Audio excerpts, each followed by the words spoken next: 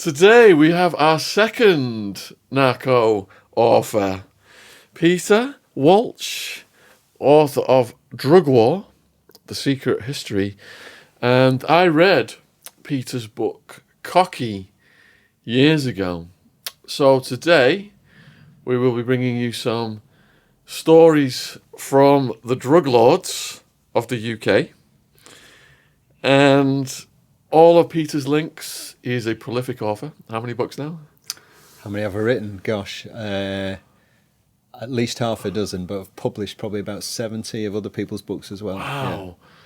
Half a dozen plus 70 of other people's books. So all the links for Peter will be in the description box. I urge you to go down and support his work. Thank you very much for coming on, Peter. So what led you to write about Curtis Warren? I was working as a journalist at the time when Warren was arrested in Holland. So that'd be about 1996. And the gang that he was wrapped up with had some connections to Manchester, which was where I was working. So I was sent over to cover the trial in The Hague, his trial, and met a couple of pals there who were fellow journalists who were covering it for other outlets. And I think it came about, I think we had a discussion in the bar one evening and about how fascinating the story was, not just of that trial, but of his past, and also the story of the Liverpool drugs trade. And somebody said it would be a great idea for a book, and that's where it came from, really. So we've got a big American audience. A lot of them perhaps have never heard of Curtis Warren. So what was his story then? Why did he end up in court that day?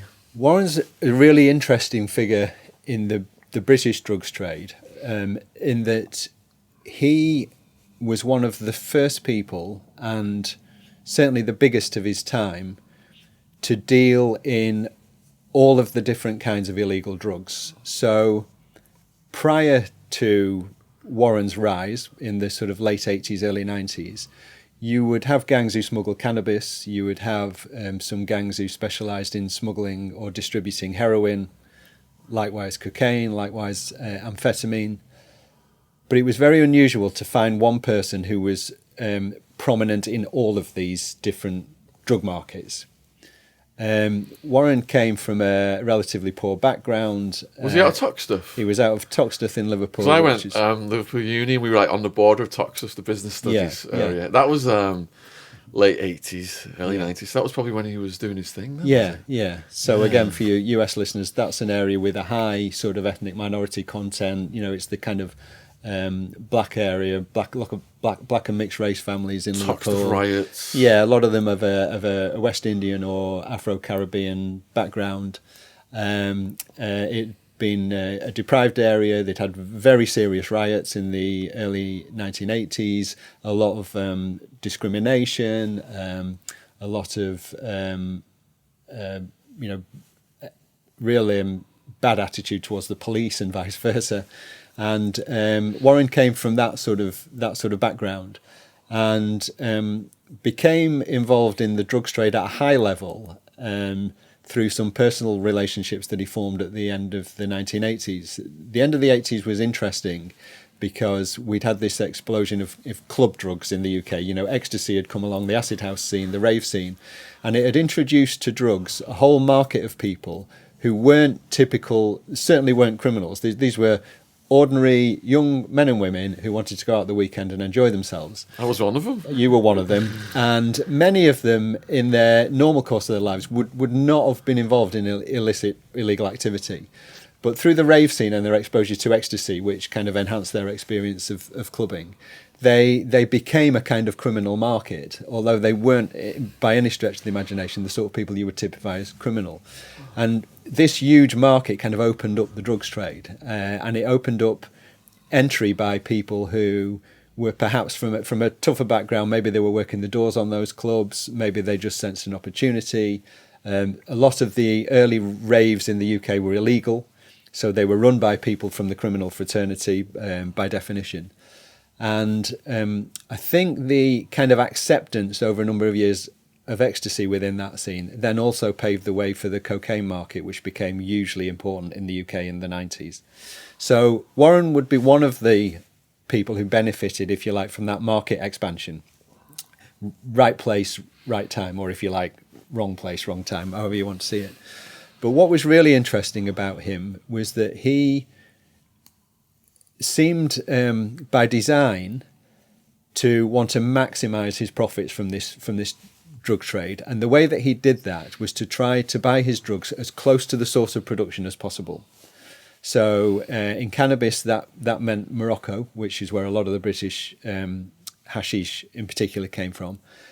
In cocaine, that meant Colombia, so it meant going to Colombia or sending people to Colombia and dealing directly with the cartels. And in heroin, it meant the Turks, who controlled the majority of the heroin trade to the UK. Players, then. Serious players, but I mean, how does a lad from Liverpool just connect with those? Nerve, bottle, a certain aptitude as well, I suppose. But I think crucial to a lot of that is the importance of the Netherlands in the European drugs trade, which is often underrated. Amsterdam in particular it's been called the Wall Street of drugs. It was a place where all of these guys could meet. A very cosmopolitan city. Again, a lot of immigrants living there from the West Indies, the Caribbean, the Dutch West Indies, Antilles, Suriname, places like that. All areas which were very important in the cocaine trade. Big Turkish population, again, a lot of them involved in the heroin trade. A history of involvement in the cannabis trade, and also a history of the manufacture of drugs such as amphetamine and ecstasy. So that was a place where you could start to make these connections. Now, how far you then went down the chain was kind of up to you and the relationships that you could strike with these people. A lot of drug dealers were happy just buying their drugs in Amsterdam. You'd pay a lot more for that, and then you'd have to get it into the UK and then sell it. What Warren and his mob did was that they went to the sources where you could buy it even cheaper, much cheaper. So let's go to those countries, did they? If you bought your cocaine in South America, for example, you might pay £2,000 or £3,000 a kilo for coke. Wow. Your problem then is you're responsible for you've got to get it to Europe. You're responsible for the transport. If you bought it in Europe, in Amsterdam, you might be paying maybe 18, 20,000 a kilo. So it's almost multiplied by a factor of 10. You then have to get it to the UK, where you could maybe sell it at that stage maybe for about 35, 40 a kilo to a wholesaler or to a dealer. So obviously, if you look at how cheap it is to buy at source, it seems like a great idea. The difficulty and always vital in the drug trade is transportation. You can buy it at A, that's easy. You can sell it at B, that's easy. How do you get it from A to B without getting caught, without getting ripped off, without dying, without losing it? That is the job. That's why so many people don't go to source. But Warren was happy to do that as much as he could. So he was a risk taker. He was a risk taker, he was a profit maximizer, and he had around him a group of people who were prepared to do that with him as well. So he was a man manager too, I guess. So would he have sent someone to Colombia as his, on his authority, or would he have gone himself? When he was finally arrested and convicted in Holland, he had an emissary there, a guy from the Manchester area called Stephen Mee, who's now an artist, I believe, and would probably be a great guest for your podcast. But Stephen Mee was representing him in the negotiations with the Colombians, and there were numerous phone conversations between Warren and Mee, speaking in code, but these were tapped by the Dutch, and there was some of the evidence against him. He had certainly been over himself to Venezuela and I think Colombia to meet Colombians himself. That was prior to this. That was a few years prior. So he had formed those links, but his closest connection was with a Colombian who was resident in Holland called Mario Halley, a young guy who was representing the cartels in Europe, and a lot of his conversations and a lot of the setting up of the deals would have been done in Europe, but with Halley as the representative of the cartel he was working with. Approximately what year was that? He'd have met Halley around about 1991. I think Halley already had met some other Liverpool criminals, and it was through them that Warren got an introduction. And then they kind of, basically Halley's organisation were making available almost unheard of amounts of coke in the UK at that time. So 500 kilos, tons, multi-tons eventually. I mean, I think there was conversations where they were talking about up to 20 or 30 tons over a period of time, which at that time in the UK was not only unheard of, it was almost incomprehensible. I think law enforcement had a very hard time believing that this was genuine when they were told about this. Wow. Yeah, but it turned out So was it was. that filtering through to the whole of the UK and perhaps even going into Europe as well? That's some of it would. So what the Colombians would do is they would get say they got a shipment, they managed to get a shipment of say 2 tons, maybe 500 kilos of that would go to the UK, the rest would go elsewhere. Spain, Italy, Germany, wherever the other big markets were. So they wouldn't be dumping all of that on the UK market. You've always got to be conscious, especially with something like Coke, you've got to be able to sell it, and you want to sell it quickly. So there's no point bringing in 500 kilos and then it's got to sit somewhere for a year because you can't sell it. And every day that goes by and every day that you're trying to sell it, the police or other law enforcement might hear about it. You've got the stash there. So you want to move it quickly as you can. By the time Warren and others like him had sort of made their mark by the mid-90s, the UK cocaine trade had grown so much, the market had grown so much, that there are stories of people bringing in a ton and like selling it within a week. And literally, I know a guy who was part of a consortium in South London brought in over a ton. And there was one guy in South London who would turn up every day with a carrier bag full of money. He'd sold another 10 or 20 or 30 kilos. He would literally have millions of pounds in Marks and Spencer's plastic bags, which he would dump down. You go and sell the next lot, and they cleared the whole lot in a week. Wow, I find this absolutely fascinating because I've written several books about Escobar. I've written a book about the Cali Cartel. Yeah. So Escobar dies in the early 90s. Yeah. Colombia's divided into all these cartels, but Cali kind of becomes the dominant one, doesn't it? Yeah. So would he have had to have a relationship with Cali? Was that necessarily the case? Well, now, the guy that the Dutch identified that he was dealing with, or the head of the organisation that he was dealing with, was from the North Valley, which is kind of linked to Cali. Yeah. And a lot of these cartels, they're not one solid group. They're kind of a loose collection, kind of a consortium, if you like, who often act together. So the US prosecutors kind of defined cartel, didn't they, to try to make it like the Medellin cartel is these people. Yes. But that's a very narrow definition, It's very narrow. I mean, even the different ports like Barranquilla, Cartagena, where a lot of the cocaine would be shipped from by sea, they would have their own cartels who would handle that side of it. So you'd have a Barranquilla cartel whose speciality would be shipping. So someone like Cali might pay the Barranquilla cartel or whoever to run the docks, make sure that their shipments got through. They would take a cut of that, or they might have some of their own drugs on the shipment as a kind of a way of paying them for that. So it was always quite complex. One of the things I wanted to do when I started researching drug war was to try to find these connections between people like Escobar, the Rodriguez or Huela brothers, the Mecchia Munera twins, and the British market. Can you actually draw a line from there to here? That's what I'm trying to do in my head right now. It's very, very difficult to do. Yeah. You can in the end. And by the late 90s, it was actually possible to do that. It'd be very difficult to draw a straight line from, say, the leaders of the Cali Cartel to a drug wholesaler in London in the early 90s. But by the late 90s, I think law enforcement had caught up quite a bit, and you could actually draw those lines. So there was a very famous cocaine importer in the UK in London called Brian Wright in the late 90s, Irish extraction, very big in the horse racing world. In fact, at one time he almost took over horse racing in terms of the amount of corruption that he had jockeys on the payroll, he nobbled racehorses, he was an enormous gambler, but of course he had his fingers on the scales when he was gambling because of what he'd done in the trade.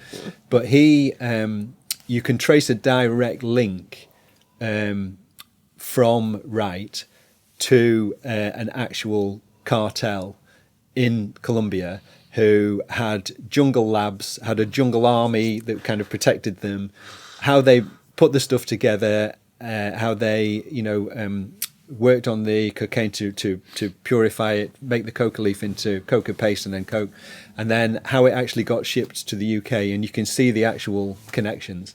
That was just becoming possible, I think, round about the time of the Curtis Warren's trial in the mid-90s. It was just becoming possible to do that. Before that, it was very hard to draw those connections. Law enforcement wasn't joined up in the way that the drug smugglers were. The smugglers are often running slightly ahead of, in the whole of the drugs trade, the whole of the history of it. It's a game of catch-up from law enforcement, as you can imagine. The smugglers are always one step ahead. Neil Woods called it an arms race. Yes, it is. Yeah, and it's one in which law enforcement is always behind. And it's one Neil Woods said in which the drug traffickers become increasingly violent and more sophisticated technologically.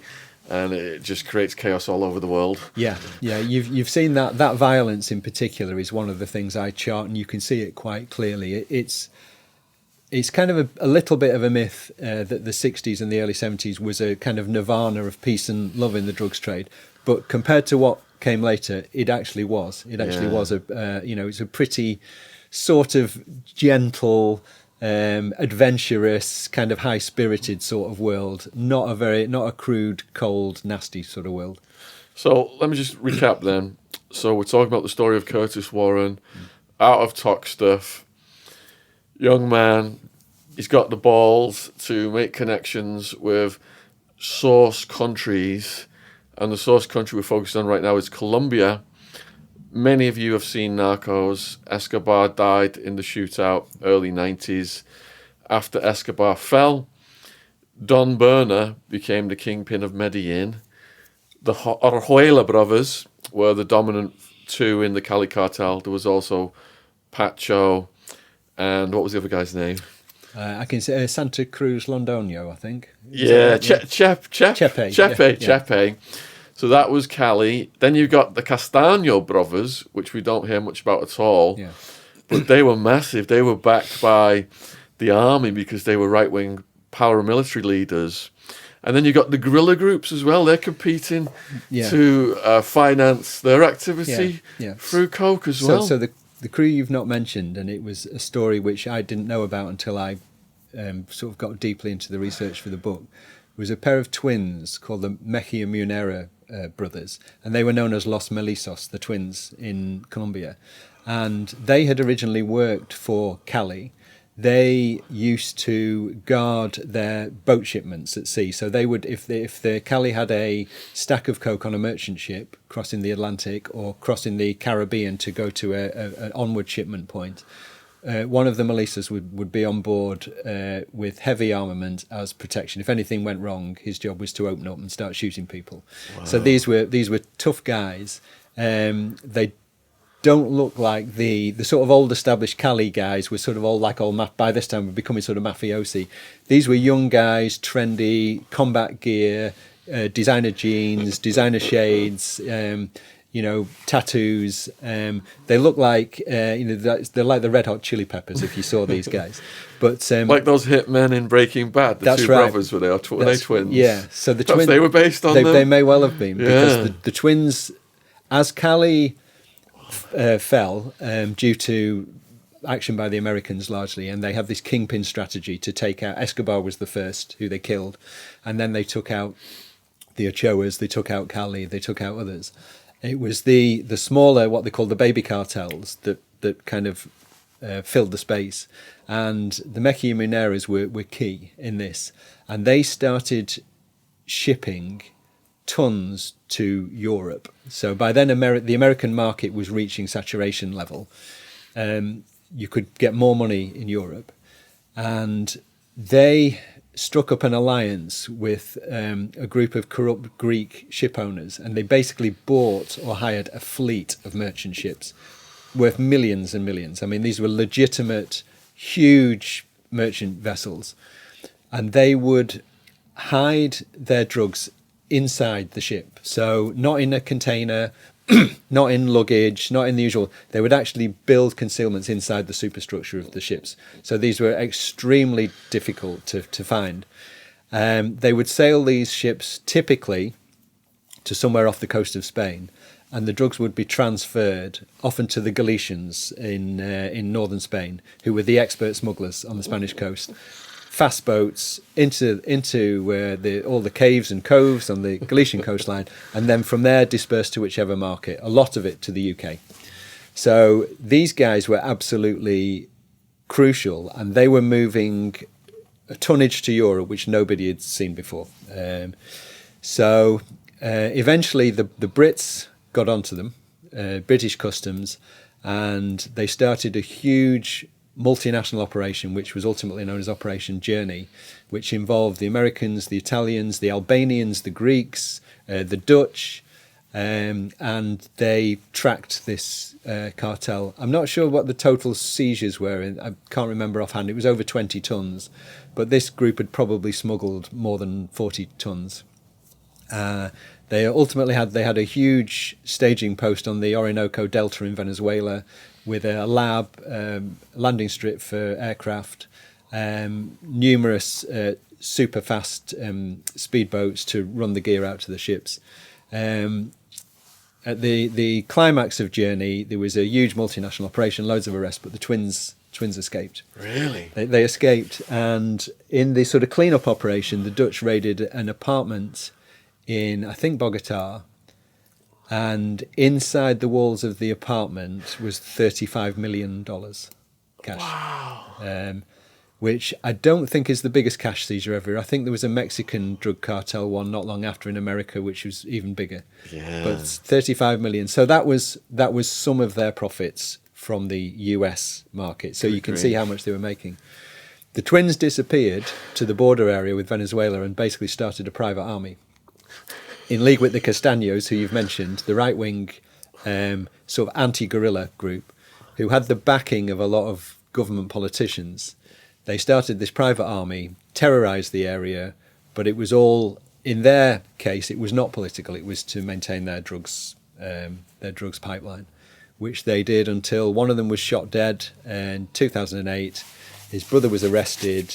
Miguel, subsequently extradited to the States, has just finished a sentence in the States, got a surprisingly lenient sentence for somebody who'd smuggled tons and tons of coke to the States. I think he was released after about 12 years, and he's currently awaiting extradition back to Colombia. Because those guys had the backing, didn't they, of the States and the Colombian government, because they were killing... They said they were killing communists, but they were just going in whole villages and slaughtering everybody, weren't they? Yeah, they said they were fighting the FARC, the left-wing guerrillas. Yeah. Some of them, I think, were. Some of them were, sort of collaborations of industrialist businessmen who were fighting against the FARC, who'd been trying to tax them or terrorise them in other ways. In the case of the twins, it was purely drugs. They paid the right-wing guerrillas. They kind of bought a franchise off them to form a paramilitary group, and I think they had 200 to 250 men in uniform in the jungle, which they'd basically franchised from the Castaños, and they ran that organisation, and that was the Los Melisos organisation, and that was to maintain their pipeline to the ports of Colombia, and then to ship their coke from there, still predominantly to Europe. So they were a really fascinating group, because you can trace their drugs all the way from the source to the streets in the UK and to the people who were buying them over here. So he probably knows some of America's dirty secrets. That's why he got a pass. I think he knows a lot of people's very dirty secrets. The policy that the United States had when Miguel was arrested 2008, 2009, they took out in that same period, they and the Colombians, Colombian National Police, took out about maybe 10 of the biggest narcos in Colombia. A lot of them were extradited, and a lot of them have subsequently been released after serving, say, 10 years in prison. Because Don Berner's still over there, isn't he? Don Berner's still over there. Now, some of them will not have cut the right deals, and so will not have been released. Some of them will not have been released for other reasons.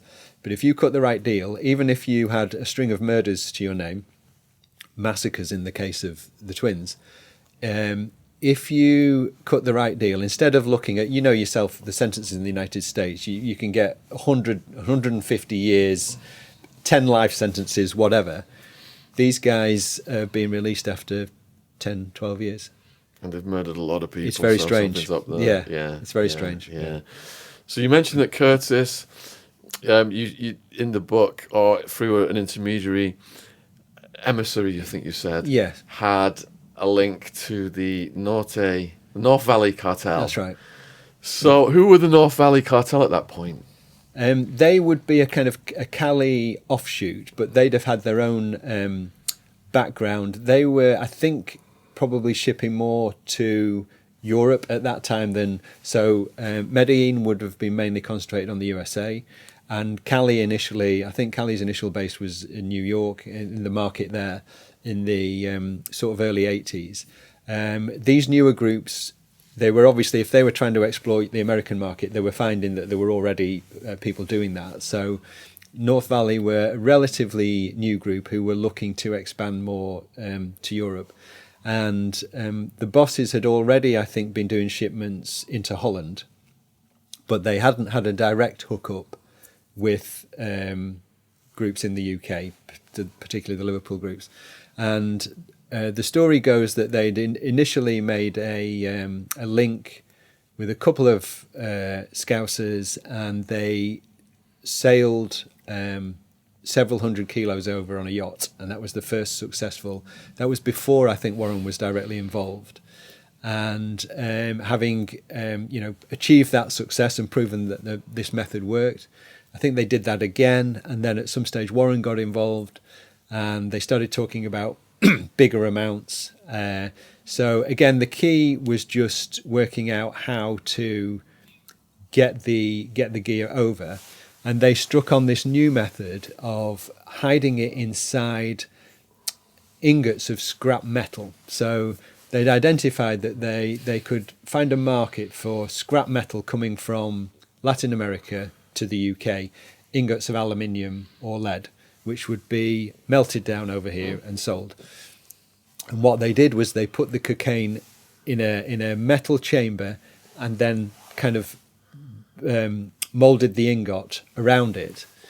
Wow. And customs found out about this method. They didn't know exactly what the method was. There was a shipment of 500 kilos came into the UK. They suspected that it was in this particular container full of ingots. They thought initially it was inside the container.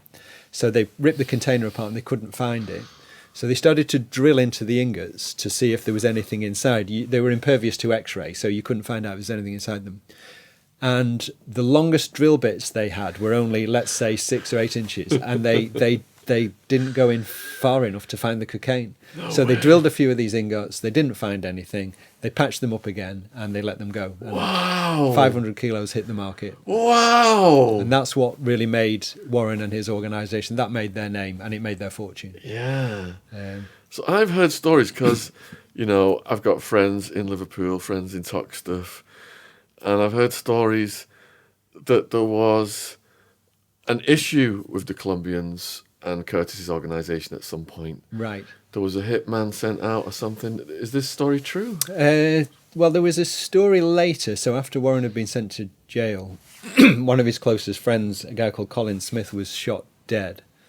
What was the circumstances of that? Well, one of the theories was that it involved Colombians. So Warren was in prison. Yes. And one of Warren's guys got assassinated. Yeah. Because the business was ongoing while he was in prison. I'm not sure of the circumstances. I find it quite hard to believe the sort of story of Colombians sending hitmen over and that kind of thing. That tends not to happen. If you want somebody taken care of in a particular country, you can usually find somebody there to do it. A local person. Yes, yeah. You send in an outsider. He doesn't know where he's going. He doesn't speak the language. You've got a record of him coming in and out the airport. So it's much easier to find somebody else. But it's hard to know, because these guys could be, danger can come at them from so many different directions. Brings to mind Barry Seal, because I wrote a book about him, and he said, I'll see a Colombian coming from a mile away. But they did get him. They did get him. But that was because of the feds made him vulnerable. But that's a good point. There's a lot of myths about the drugs world, and that's one of them. And if you think about them for a minute, they don't stand up to scrutiny. I mean, one of the other interesting myths about the drug world, certainly this doesn't apply to the early days, is that it's full of sort of violent people who will shoot you as soon as look at you. And we all know today in the stories of the Mexican cartels and the Colombians, In fact, the drugs trade, for most of its recent history, doesn't really operate like that. The people who are good at smuggling drugs are good businessmen. They're entrepreneurs. They're not people who are thugs. They're not people who are going in shoving shotguns in bank managers' That just faces. brings heat. That's not the sort of person you want, So certainly in the early days of the UK drugs trade, a lot of the people who got involved in it were like market traders. They were used car salesmen. They were music promoters. They were people who were used to buying and selling, to doing deals, who could deal with customers in a friendly manner, who could build up trust. They weren't broken-nosed, I'll chop your legs off type of guys, because that's not what the business needs.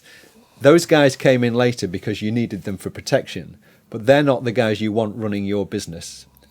You want somebody with a business brain. So yeah, all the people I met were 100% business, all about business, and violence, murder, mayhem just attracts the police right away. And it's all over. Yeah.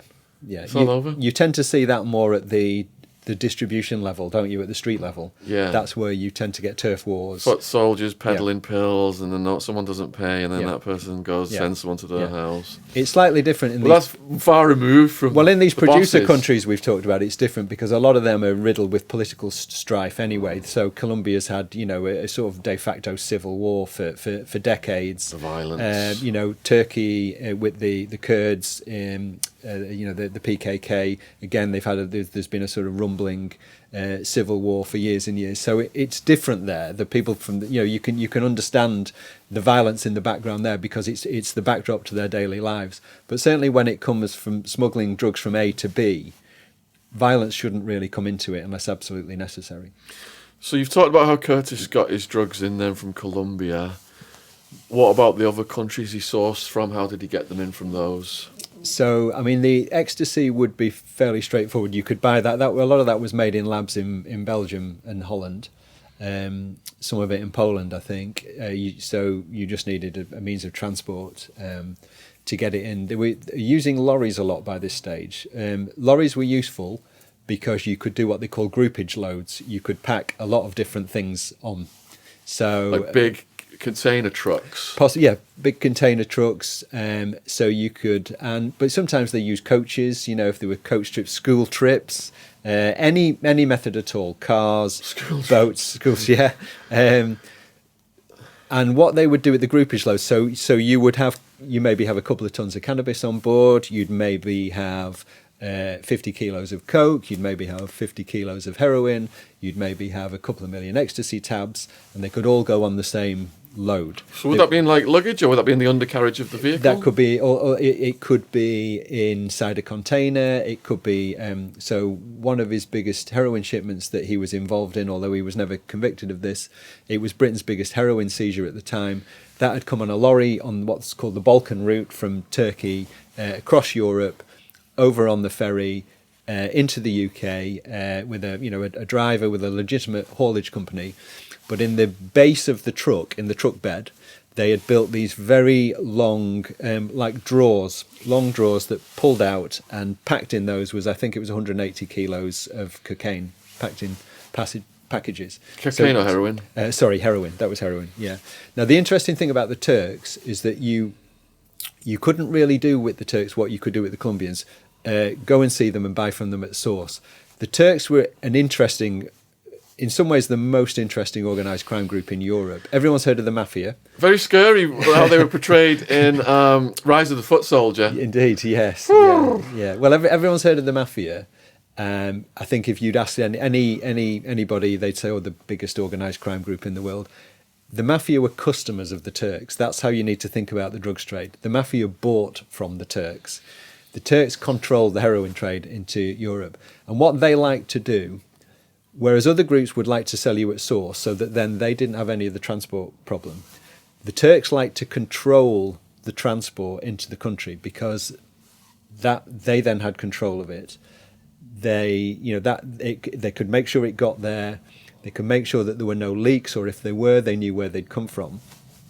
So the Turks actually liked to bring the stuff into the UK to the contacts they had in the Turkish communities, particularly in North London, and then the Brits would buy it off them from the UK, so the price was higher. They didn't like the idea of the Brits going to Turkey and trying to buy at source and arrange the transport themselves. They would have stood out for a start. It would have been difficult. And Turkey, to an extent, is a surveillance society. They've had 3 or 4 military coups in the last however many years. The police are very corrupt, or certainly were. So, Brits going over there trying to do deals would not have been advisable, even someone at Warren's level. Now, it did happen, and Warren probably got as close to them as anybody. Bloody hell. But they tended to prefer either to do the deals in Holland, and then you could pick the heroin up there at best, or we'll bring it all the way to London and then or to the UK, and then you buy it from us there. But obviously there's price implications all the way along the line for that. So that was his heroin source, really. What a skill set Warren must possess. Amazing when you think all these people speak different languages. They're different people. You don't know. You can't do background checks. Yeah. You've got to really rely on your own radar. Your sense for danger. Can you smell when a deal's wrong? Can you smell when a contact is wrong? When somebody's an informant? When somebody's not? At some stage, if you're going to be in that business, you've just got to bite the bullet and do the deals. So, researching this book about Warren, then, what mishaps arose in his journey? I think what caused his demise, he got off with a huge drug case in about 1993 in the UK, which was related to the successful importation they had of 500 kilos, but then another importation after that, which was actually taken out. How did they discover that? Well, they were onto the method, the ingots. They realised they'd missed the first one. They were onto the second one. Is that because someone snitched him out from? There were sources of information, but I think once they knew about the first lot, I think that's right. The second importation was already at sea. They missed the first one, but then realised they'd missed it. This is the law enforcement over here, and the other one was already on its way. And maybe they'd have been best advised, the criminal organisation, just dropping it, but they didn't. They kind of sort of persisted with it while trying to be as cautious as they could. That was seized. Warren wasn't caught hands-on with the drugs. He went nowhere near them, but he was arrested. The customs and the police thought they had sufficient evidence to charge him and a string of others. Went for trial at Newcastle Crown Court, and the charges against Warren were thrown out. Did he have a really good lawyer? I think he did. I also think that the investigators had made quite a lot of mistakes.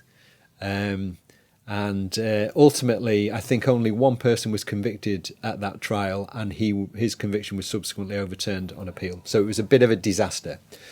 Warren returned to Liverpool and resumed. And then what happened was that we had a gang war in Liverpool, which was developed out of the shooting of David Ungie in South Liverpool. And it was quite famous at the time. Do you want to give us that story? Yeah, there was a dispute between two groups, which could broadly be characterised as white criminals and black criminals, in the south side of Liverpool. And this led to an organised fight between two of them, a so-called straightener. One of them was a guy called David Ungie, Liverpool businessman, a white guy, and one was a guy called Johnny Phillips, who was an old mate of Warren's, a very tough guy from the Toxteth area. And the story goes that Ungie won the fight, but in a reprisal, the Phillips gang had him shot dead. And this sparked a series of tit-for-tat shootings to the stage where the chief constable was forced to deploy armed officers on the streets routinely, which I think was the first time it ever happened on the UK mainland since the war. Was in Liverpool. Now, Warren was kind of caught up in this because he was seen to be associated with the black faction. I don't think there's any evidence that Warren had any direct involvement in this. Warren was all about the business. But it created a bad environment to operate in. And so he relocated to Holland. And he took himself and his organisation over there. He had Stephen Mee over in Colombia working on these big big cocaine deals. He had his heroin. He was getting stuff out of Morocco. Very interestingly, he had by this time he had such a good cannabis setup from Morocco coming through southern Spain that the Moroccan royal family launched a crackdown on the cannabis trade around about 94. I think they'd be coming under a lot of pressure from the European Union about the cannabis trade. And they launched what was described to me by an officer who knew about it as a medieval crackdown. They took a lot of guys out and they didn't treat them very nicely. And for a short period, almost nothing came out of Morocco. Warren was still able to get a couple of tons out in that period. So that's how good his contacts were. When nobody else could get a spliff out of Morocco, Warren was still getting tons out and selling it. So he was spinning all of these plates from his base in Holland. And the mistake, I guess, was that I think he thought, A, that nobody knew where he was, nobody in law enforcement, and B, that even if they did, they wouldn't be able to investigate him in Holland. He was outside the reach of the Brits. But basically what the Brits is they went to the Dutch and they said, we've got this guy, he's major, would you launch an investigation into him? The Dutch at that time had a lot of major guys, and they kind of said, well, you know, unless there's a lot of violence associated with what he's doing, you know, we've got big drug dealers coming out of our ears over here. And the Brits said, no, he really is huge, and he's in with the Colombian cartels and the Turks. So eventually they persuaded the Dutch to take him on, and they launched an operation called Operation Mix, and they tapped his phones, and they got authorization to tap his phones for 6 months. And after 6 months in Holland, if my understanding the law is right, if you've tapped somebody's phones for 6 months, at the end of that you have to tell them. So obviously you want to wrap the operation up before 6 months, because once they know their phones are tapped, you've got a problem. And I think Warren was arrested about 5.5 months into Operation Mix, by which time they had enough evidence on him, they felt, to charge him with this huge series of importations. And plus the cocaine that he'd been working on with Stephen Mee had come into Holland and been taken out, so they had lots of evidence.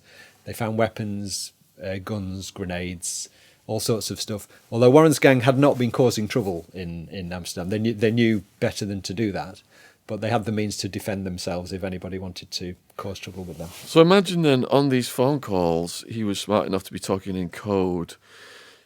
In my case, they brought in like an expert in code and gave his interpretation of what we were saying. Some of it was true, some of it wasn't. Yeah. Is that what happened with him? Yeah. So they would have some British cops or customs officers who would either sit in the phone tapping unit with them or listen to the tapes afterwards, and would help them. The Dutch were greatly confused by a lot of things. On one occasion, they told the Brits that they needed them to identify a motorbike which somebody was coming over to the UK on. They thought he must be going to Dover or one of the other ferry ports, coming over on this bike, and then he was coming to Holland. And the Brits found this, they'd never seen any evidence of any of this gang zipping around on motorbikes, and they looked into it, and basically one of the organisation had said to a guy, get on your bike and get over here. Now, of course, he meant move quickly. He didn't literally mean get on your bike, but that's so the Dutch thought. Another one was where the Dutch were desperately trying to find a cafe where this British gang were meeting some of their suppliers, and they couldn't find it, and they said, we don't understand it, we know the name, it's the Cafe by Us, but we cannot find a Cafe by Us in the whole of Amsterdam. And of course the Scousers were saying the Cafe by Us, next door to us, and the Dutch couldn't find it. So there was all sorts of minor things like that. They used code like bags of sand and goulash and squirts, all the usual, ecstasy was the little things, or Garys, they used to call them, tablets, Gary Ablets, Liverpool footballer Gary Ablett, who obviously had no dealings in drugs himself, but all this sort of slang had to be kind of translated. And sometimes difficult to prove anything from, these kind of neutral conversations. But if you take in all the circumstances, if you've got a guy in Colombia, he's under surveillance by the Colombian National Police, they can see who he's meeting, and then he's on his satellite phone or whatever to Warren saying, working on that thing. That, he's not importing T-shirts. Although they made up all sorts of bogus importations. I think Railway Sleepers was one of them, and at one stage I think Warren had shares in a winery in Bulgaria, I think. Although they suspected that he was using that to dissolve the cocaine, and he was going to ship it in the bottles and then reconstitute it when it came over here. Yeah, taking after Robert Maxwell, he laundered money through Bulgaria. Yeah, a lot of money. Yeah. So mistakes were made. I think. Yeah, it's fair to say. On the wiretaps, then it's like they wiretap one phone, and then a person calls and does a deal. Then they wiretap that phone, and then it just. Yeah, you've got to get up on. I mean, the phone taps are really interesting. In the UK, we don't know a lot about phone taps because, unlike the US and unlike Holland, they're not evidential in court in the UK. So what do you mean by that? If you tap somebody's phone in the UK, a conversation between two criminals, you cannot introduce it as evidence in court. What? Not only can you this. It surprises you, Shaun, and you know about this. This is how little known this is. Not only can you not introduce it as evidence, you cannot even refer to it in court. You cannot say that somebody's phone was tapped and that there is a recording of that call. So if I, just hypothetically speaking, call you up right now and say, get me an ounce of coke, you say, right, meet me here. Yeah. They can't use that against us. No. So what they would have to do, they would have to observe the handover of the coke. That would be evidence. The observation would be evidence. The photographs would be evidence. They could adduce in court that you made a phone call to me. So they could say there was a phone call made between these two phones, one in possession of Shaun Attwood, one in the possession of Peter Walsh. The phone call lasted for 2.5 minutes. They cannot adduce the contents of that in evidence. That's so different from America. I overheard my prosecutor in court in a conversation with her counsel, her people saying, bragging, saying we've indicted 2% of Maricopa County now thanks to wiretaps. 2% of the population. That's not bad, yeah. It also makes, I mean, from a journalist's point of view, it's quite frustrating because in America, if you want to write about crime, you can often, the wiretaps will often give you, a great source of information. Again, in the UK, there's you will never get access to wiretaps. You'll never find a transcript. So how did you get the wiretaps then to write your book? They were made in Holland, where the rules are different. Yes. So and to apply for that, was it a process to get all those? They were released as part of the court discovery, and so we were able to get them, I think, from memory, through one of the lawyers involved in the case. But through one of his lawyers of prosecution? That's a very good question. I can't honestly remember. It would be more likely to be the prosecution, but I can't honestly remember how we got. It was called the Dutch product, is how they referred to it. Was those wiretaps. So did Curtis know you were writing the book? At the time, I don't think so. So once we were getting close to concluding it, we went to see his solicitor, Keith Dyson, and tried, I think, wrote to the prison that he was held in as well, which was called Vught in Holland, but we couldn't get any response from him, and I'm not even sure the messages got to him because Vught was at that time, I think, the highest security prison in Europe, and a lot of the prisoners actually there complained that the only people that they were allowed to see were the priest and, if they were lucky, their own legal representative. It was really, really difficult to make contact with anybody. It had some of the worst criminals in Europe there. I mean, major Yugoslavian drug barons, Turkish, terrorists, all kinds of people. So, has he said his thoughts on the book since its publication? Not so far as I know. The difficulty has been that since he was sent to prison then, and as I say, was held in. Well, hold on a sec. Let's just go back. Yeah, sure. All right. So how did his arrest go down? So he was, I think he was asleep in a rented house, very nice house at a place called Sassenheim in Holland. Dutch armed police team, masks, smoke grenades, guns, the whole hit. A hard stop, as they say. Was he on his own, or did he have a family? No, he was not family. He was with some of his organisation. There was about 10 of them altogether. Some from Liverpool, some from Manchester, and I think they were taken out at 2 different locations. And then he was locked up, as I say, the highest security. The courthouse in The Hague has a sort of bunker courtroom. He was brought there for the trial, sort of maximum security, helicopters, snipers, the full where hit. they take the war criminals, is it? Yeah, I think this was mainly because of his links with the Colombians and people like that. I don't think they feared there was any sort of particular violence with him, but it was mainly because of the people that his organisation seemed to have been connected to, and they had a few prominent escapes in Holland, although I think they were escapes from prison, and I don't think they were violent escapes. I think they were just people who'd got away, and so they were determined that certainly wasn't going to happen before he and others went to trial. They contested. I mean, there was a lot of argument about the evidence. They were trying to say that that the authorization for the wiretaps had been illegal because of how the information that the British had originally given the Dutch. They said it was tainted information. They contested a lot of it, but he was ultimately convicted, and I think he got 12 years. And I think over there the sentence 12 years meant 12 years. There was no parole. So how many co-defendants went down with him? There was just under a dozen. I think there was about 10 of them altogether. And that's in Holland, is it? Yeah, and I think they were pretty much all convicted. Yeah. Were there simultaneous arrests in the UK?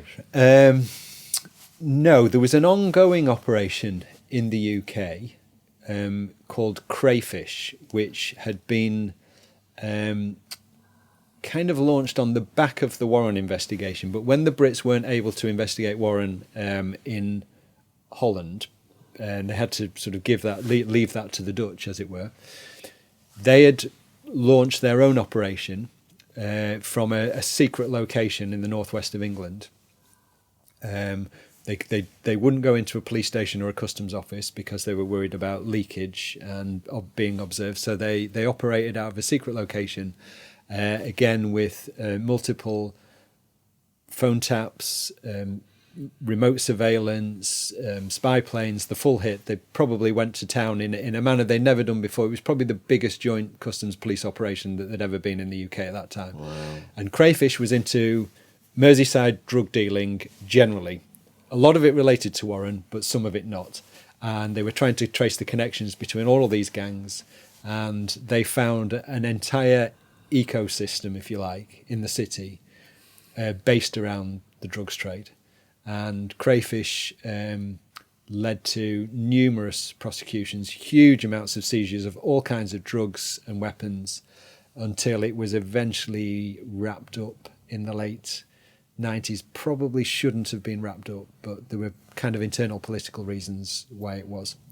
So to answer your question, there were no, or certainly very few, direct arrests over here relating to Warren's arrest in Holland, but there was a series of arrests around the sort of Merseyside drug infrastructure, of which Warren was a central part, and that took place over a period of 3 or 4 years.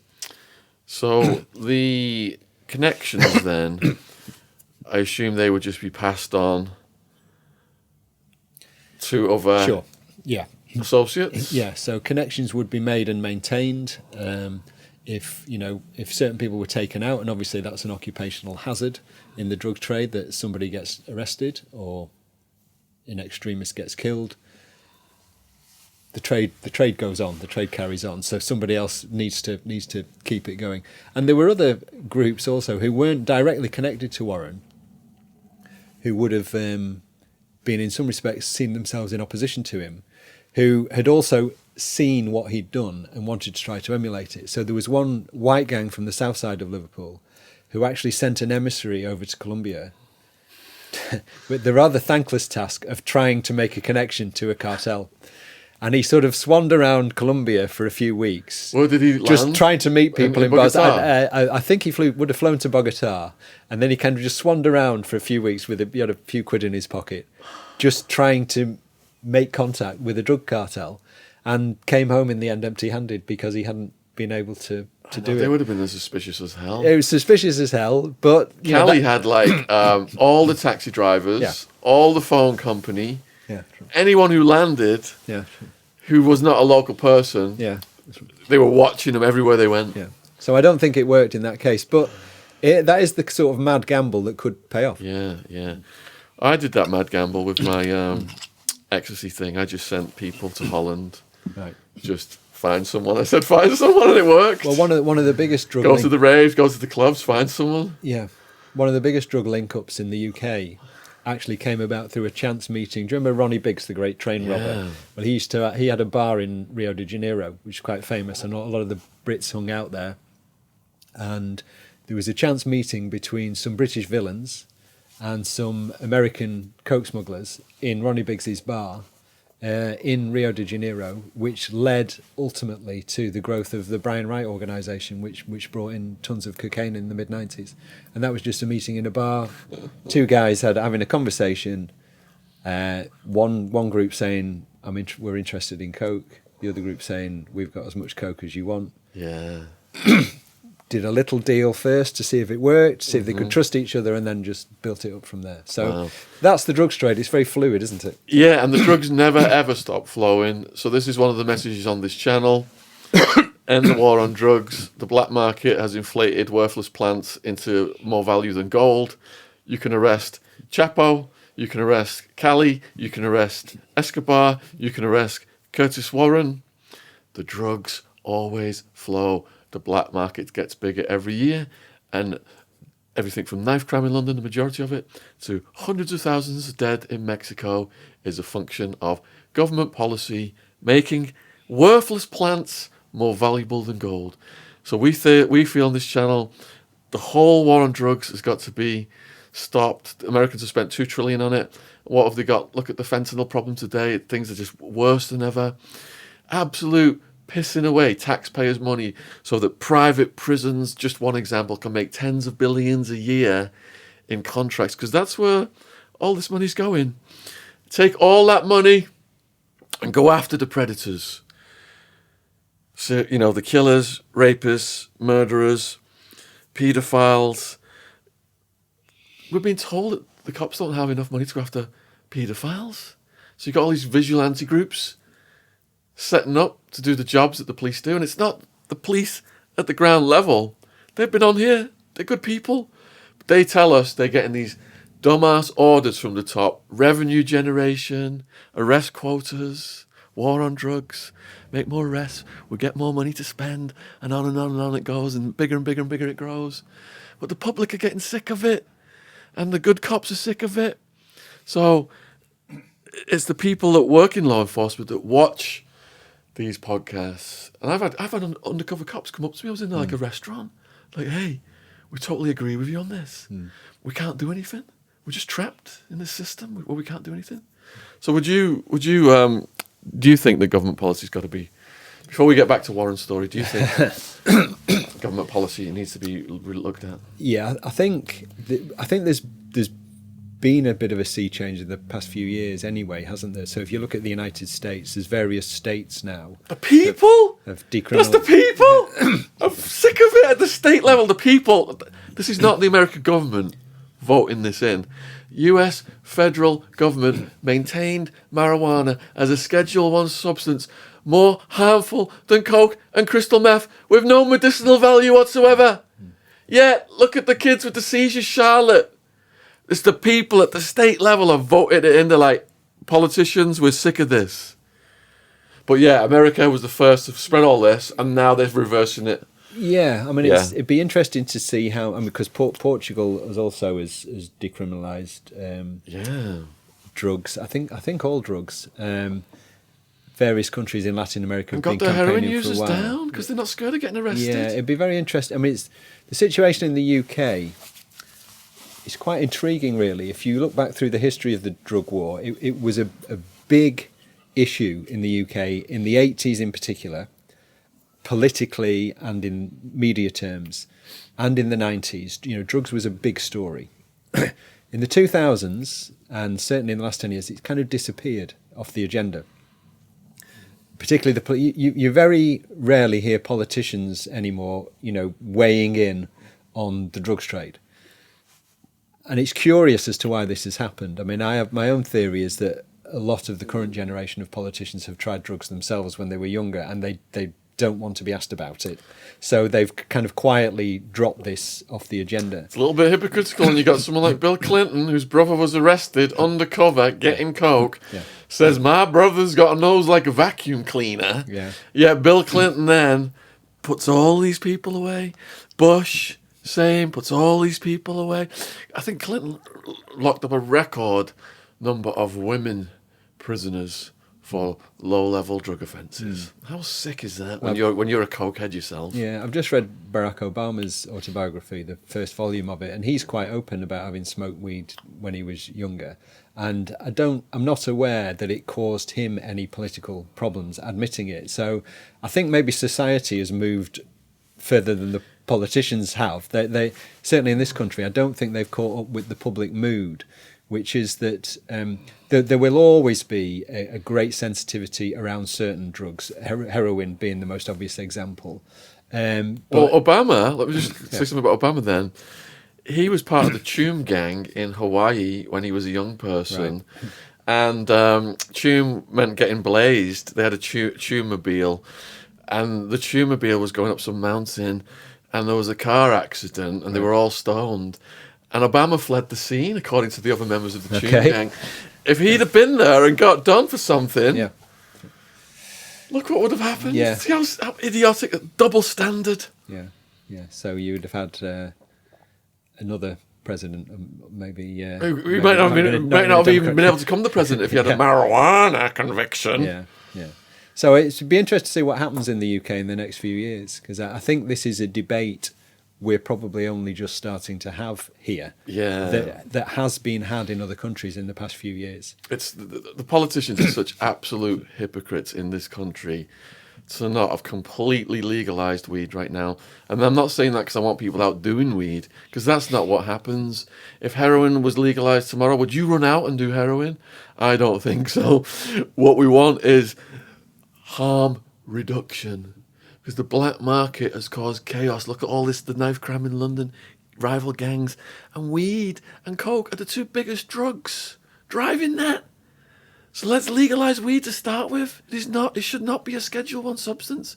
Take all the harm, the black market out, the criminality, the danger of going to some dodgy house where you could get robbed in the house or coming out, or the house could get raided, and your young person could go in prison. And you're getting a call then, Mum, I just got busted with weed. I'm going to get a criminal record right now. It's going to ruin my future. Can you bail me out? Absolute nonsense. The police, the ones I spoke to, part of a LEAP, Law Enforcement Against Prohibition, they said they joined up to get the bad guys. Right. And they were assigned to infiltrate student groups, get them smoking weed, and arrest them at the end of the month to make their arrest quotas. That's absolutely sick. And if you don't think this is still happening, Vice just put a video up. It's got millions and millions of views, where the cops did this raid on a school, and they said they'd busted this drug gang. And it showed what had actually happened. They'd gone in there, they'd put like young-looking undercover cops, and they'd found low IQ students. I think one was autistic. Right. And encouraged them to buy some drugs. And this big headline, we've busted this drug gang. Absolutely sickening, because they get all this money for making these arrests. Lowest hanging fruit, young people. There was a case in Manchester going back to the early 90s. You'll remember in the late 80s there was a big crack cocaine scare in the UK, that we were going to import this drug craze which had laid waste to the cities of America. They had all these videos of crack babies and stuff. All these crack babies and so on. And but at that time, the law enforcement over here had not been able to find a lot of crack cocaine. In fact, in a lot of places they haven't been able to find any. But I think partly driven by these press reports, in the early 90s, Greater Manchester Police launched an operation to eradicate crack dealing in the Moss Side area. And they sent out trained undercover officers to do some street buys. And of course they went out and they asked for crack because they wanted to arrest the crack dealers. Well, what they were told continually was, we haven't got any crack, but if you want some, come back next week. We've got heroin, we've got weed, we've got powder. No, we want crack. So you can see what's coming, can't you? By the following week, the dealers were selling them crack. After a few weeks, they built up the evidence. They arrested the gang. It was only afterwards, really, when they kind of did a debrief, that they realised that Manchester hadn't had a crack cocaine problem particularly, and that they'd actually created the crack cocaine market in Moss Side. So they didn't advertise that fact. I only found out about it by chance a couple of years later when I heard a talk by one of the officers involved.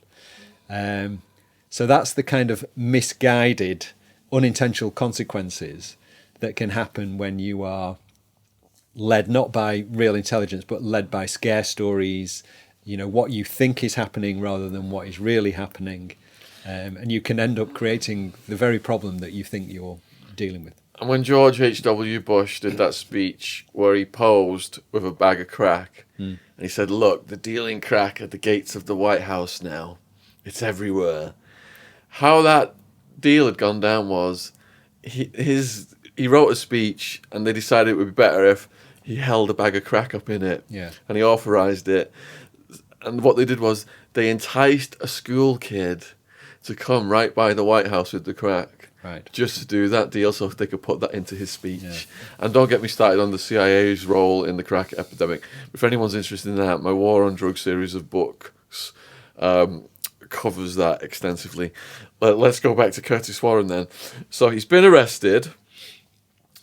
Does he go for an appeal? Yes. Yeah. Partly on these grounds of the tainted investigation. No success. During his incarceration, he has a fight with a Turkish murderer. Over what? I'm not exactly sure what it was over, but it was a fist fight, the end result of which the Turkish murderer died. Did he fall funny or get hit funny? Well, he certainly got hit. I don't know. And I think Warren may have had an addition to his sentence as a result of that. Did they catch that on camera? Again, I think it was in Vught, which is probably the most cameraed up prison in the system. And for some reason, there wasn't a film in the camera, or it wasn't working that day. It was quite mysterious. Yeah. Someone was paid off. So anyway, then at a few years later on, he was also then further charged with continuing to maintain his drug organisation while he was in prison, because of some of the people who'd been to visit him, who he'd been in communication with, were then themselves the subject of investigations, which led to arrest. So they obviously believed that he was still maintaining. But eventually he was released, shipped back to the UK. He still had a big financial money seizure against him, which, again, he'd had to serve, I think, extra on his sentence because he hadn't settled this big seizure. What year was he released from Holland then? I wish I'd known you were going to ask me all this, Shaun, because I'd have remembered all of these dates. I can't remember exactly. Would it be round about 2010? Would it somewhere around about there, maybe? So he comes back to the UK. Comes back to the UK briefly, and then takes himself off to Jersey. I'm not sure why. I suspect probably because he thought he'd just be subject to too much attention here, and Jersey's a nice place, isn't it? And after a very the authorities in Jersey are tipped off straight away that he's there, keep him under surveillance, and he, within a very short space of time, he's charged with involvement in a cannabis conspiracy with a friend of his who lives on Jersey. And he's rearrested and put back in prison, and he's been in prison ever since. He was ultimately convicted, again under rather dubious circumstances. Jersey has its own legal jurisdiction and its own system, and one of the things which came out at trial, which is indisputable, is that there was a particular vehicle which some of the conspirators were travelling in, a car, which was going to drive across Europe, Western Europe, and this needed the police. The Jersey police had planted a bug in it, or were planning to plant a bug in it. In order to do that legally, they had to get permission of the countries that the car would pass through, and they didn't.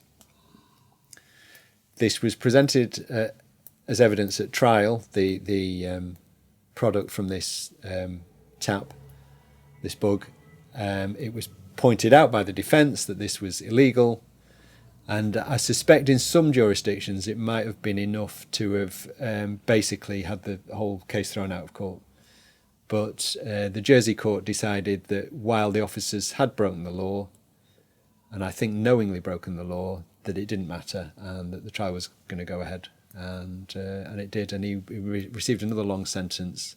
Again, appealed it. Appeal failed, and so is serving that sentence again. I think with no time off, because again he was subject to an assets forfeiture and has not been able to pay the amount that they wanted in the asset forfeiture, which was an enormous amount of money. I'm not sure at one stage they didn't value or estimate the proceeds of his dealing at something like £198 million, which seemed a little bit on the optimistic side to me. It was a nice headline for him, though. Yes, yeah.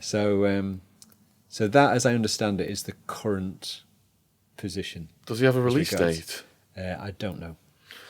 Okay, so you go through making all this money and then you get busted. It sounds to me like he's savvy enough to put some of this money away because he wasn't forthcoming in paying the fine the first time around. He's like, F you, government, I'm keeping my money. Gets out and gets back into the business. What do you think motivates him? Because, you know, you throw a number out there like 200 million, even if it was 20 million, if you've got millions stashed, you've gone through a prison experience, you've got had a fight to the death with someone. Wouldn't you just want to live happily ever after when you get out and not get back into it? I think so. I mean, there's a couple of question marks there. Question mark number one is how much money would you still have? Yeah. You know yourself, as we've just discussed, the amounts that the police claim that you have made are often utterly disproportionate to what you may have made. And legal fees can rack up. Money people goes, can just jack you once you're in prison as well. Money goes, you know, if there was a clear trail of ownership of properties, if he had this money out there, they might have found it by now. They might have, you know, it's not easy. There's some, you know, you have banking secrecy in places like Dubai and whatever, but you know, how much would you have stashed there?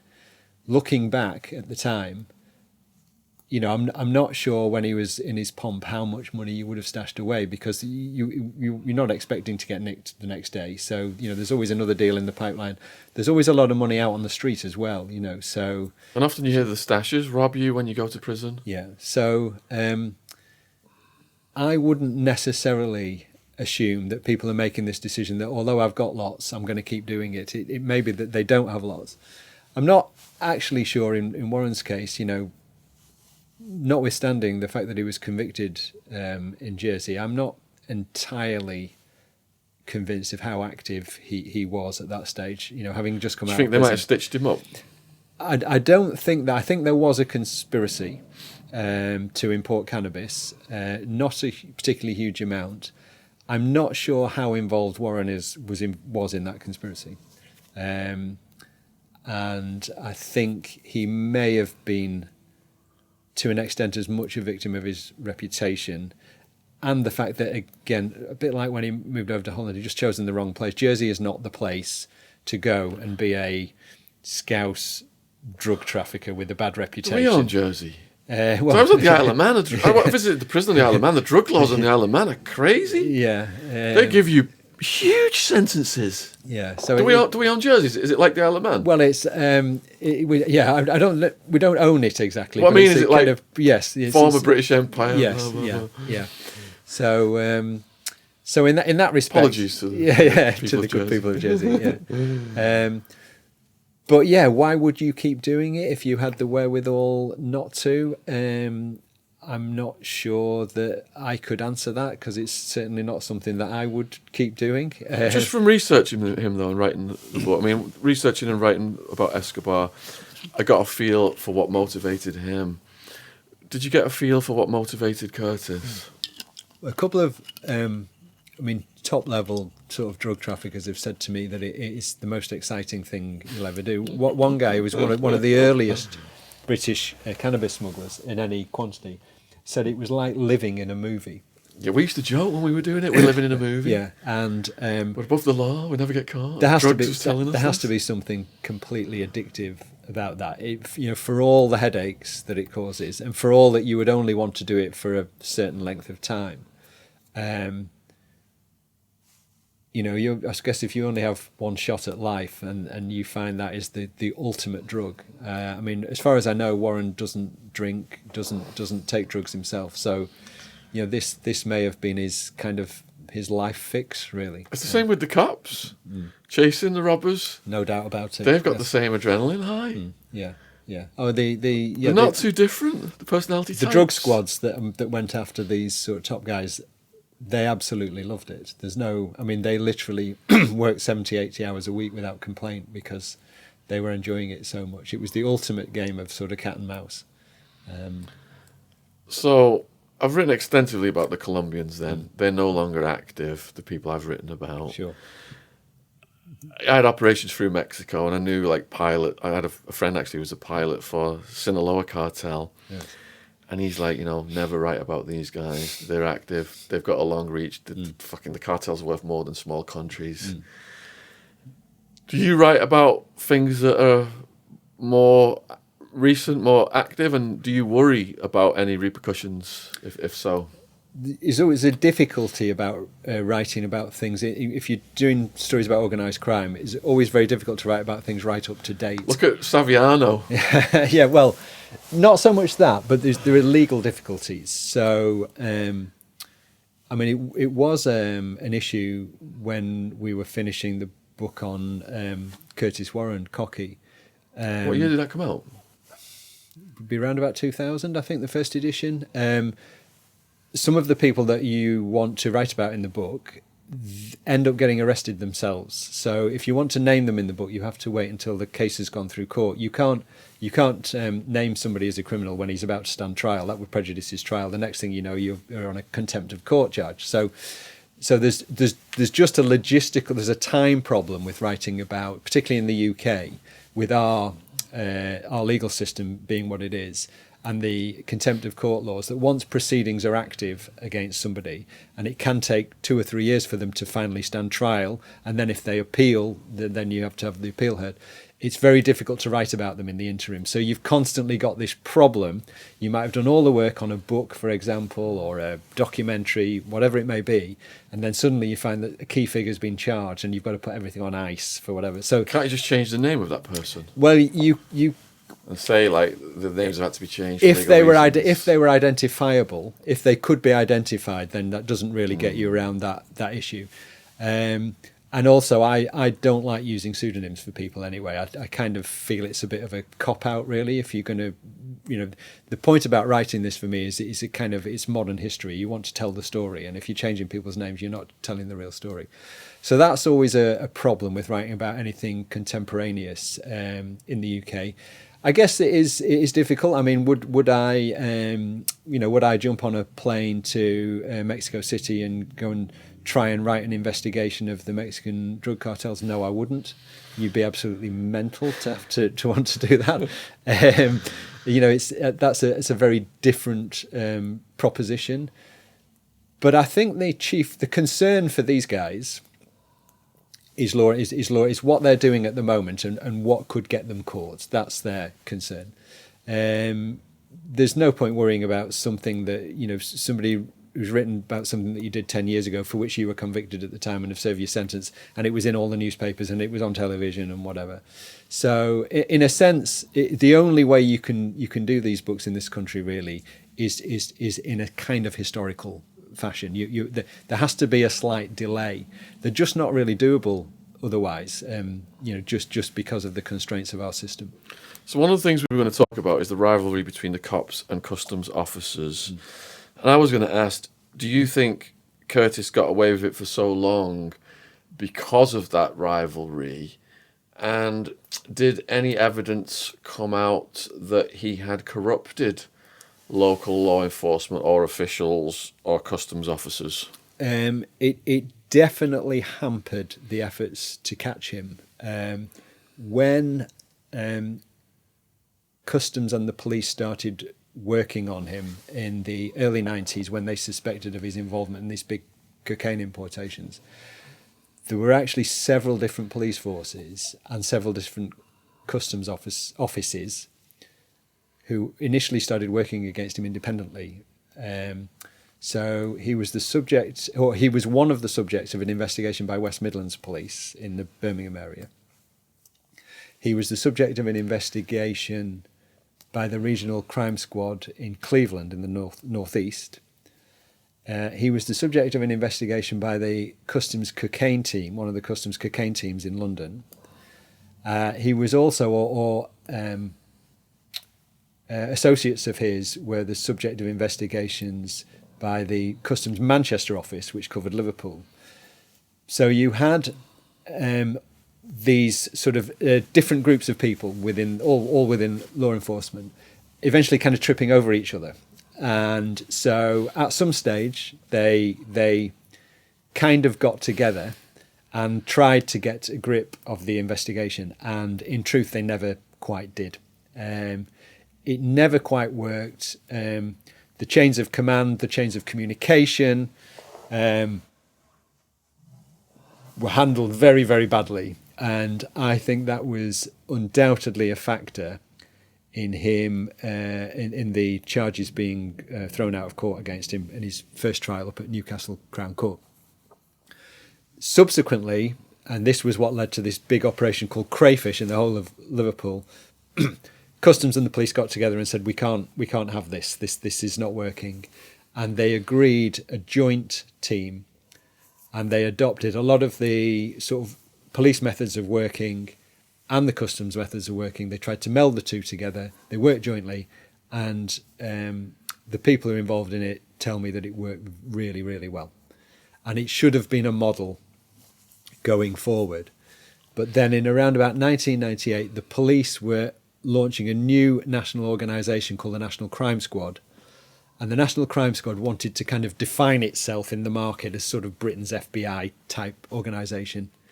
And they pulled the plug on Crayfish, and they stopped that operation, and that kind of fizzled out.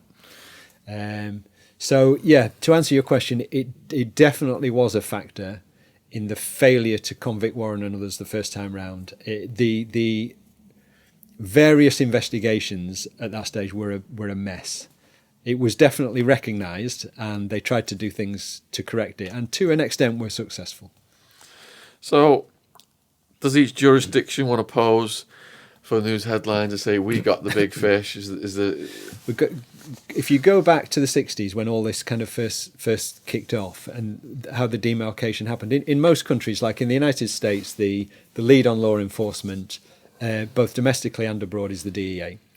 But particularly anything to do with smuggling, with large-scale drug investigations, is the DEA. The FBI, and then local state police forces and others will deal with smaller cases, but the DEA has the primacy in that role. In most other countries, it's the police. So in Canada, it's the Royal Canadian Mounted Police, the Mounties. In Germany, it's the police. In Italy, I think it's the Guardia Finanza, the financial police. The UK had a slightly different system. In the UK, Customs and Excise developed very early on a sort of role in interdicting drugs, because customs are responsible for the borders. At that time, there weren't many drug squads in the various police forces. We have 40-odd police forces in local constabularies around the country based on counties. And the biggest drug squad, and by far the most influential, was in London, was the Metropolitan Police Drug Squad.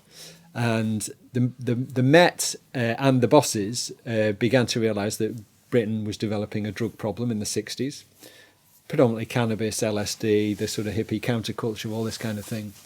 And the drug squad became more and more, it started to build up a bit, became more and more proactive. But they realised that customs had this sort of role in dealing with importation. And importation tends to be where you get the big seizures. It's where the stuff comes in bulk. Once it's out on the street, you're dealing in small amounts, and it's difficult to build a big case. So the Met wanted to get primacy. They wanted a national drug organisation with them in charge. And of course, customs didn't particularly want this because they found that they were pretty good at doing this drug interdiction stuff, and it was they quite liked the system the way it was.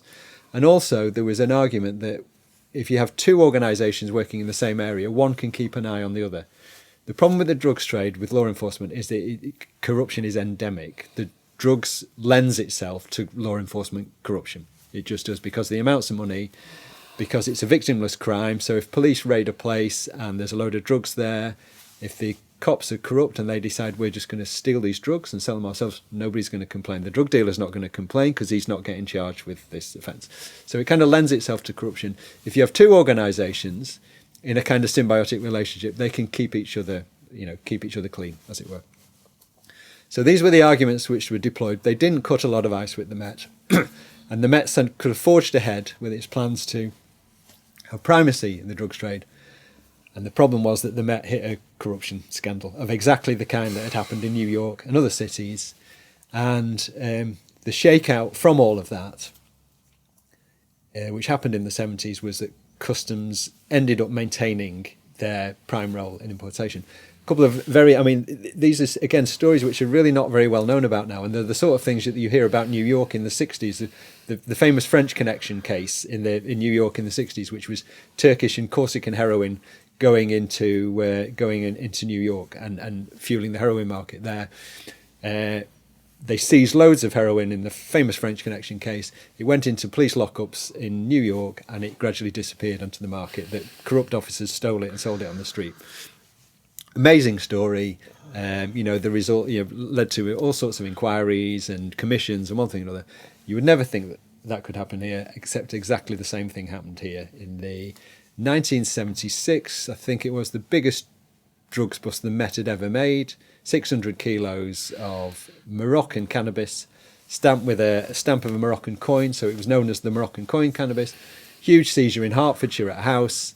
I think the commissioner of the Met was wheeled out, saying what a marvellous job his boys had done. All went into the lockup at Wapping in East London. It was preserved for the trial because they needed it for the evidence, and then once the trial was finished, it was to go to incineration at the government-backed incineration plant.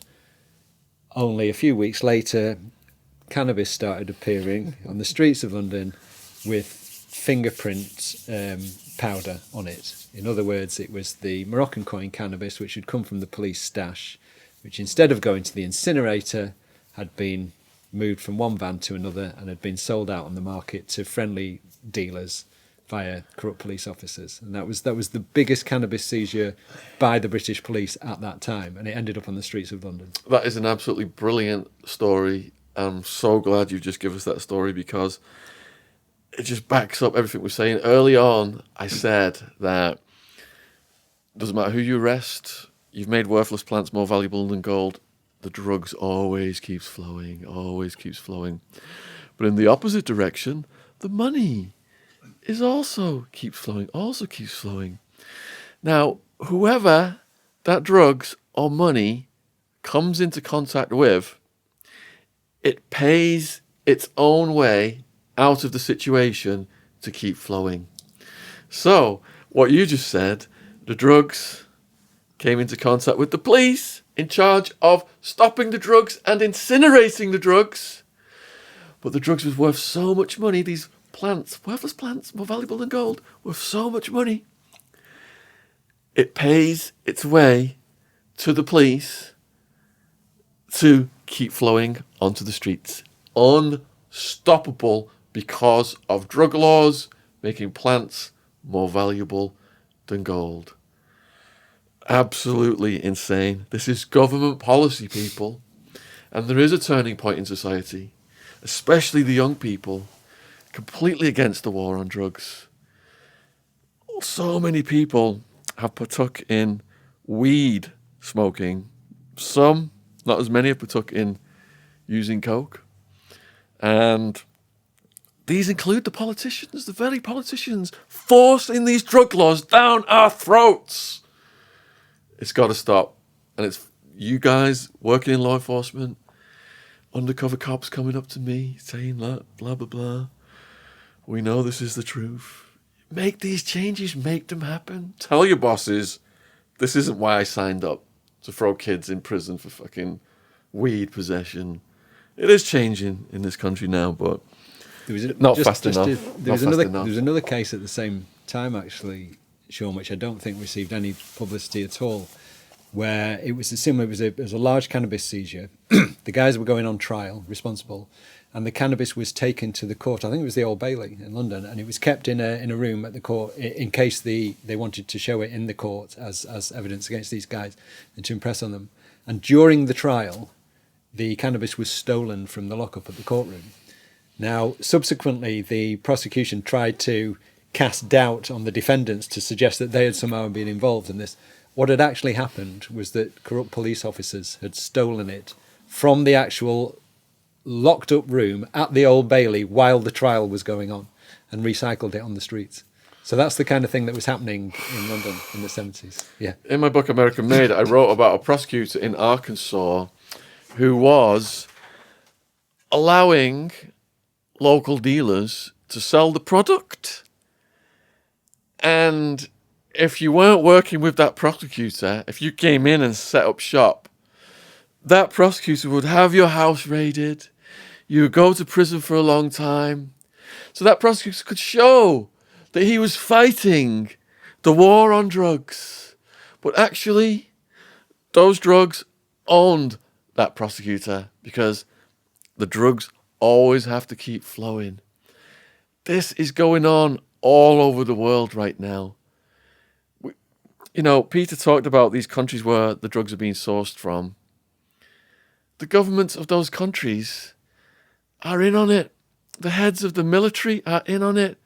Escobar had the local Air Force base telling him whatever aircraft were approaching his mansion.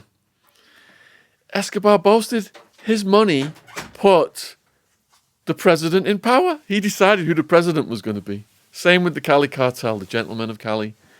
That money, the drug money, controls the people in charge of drug policy. And then it's the people in charge of drug policy can decide who deals the drugs and who goes to jail. And they make examples of all the lowest hanging fruit, all these mules. Students get stupid ideas overseas, get some weed in the backpack. You've all saw Midnight Express. It's all these mules all over the world that they can then say, look, we are fighting the war on drugs. America, send us more money, more helicopters, more this, more that, more weapons, more prisons.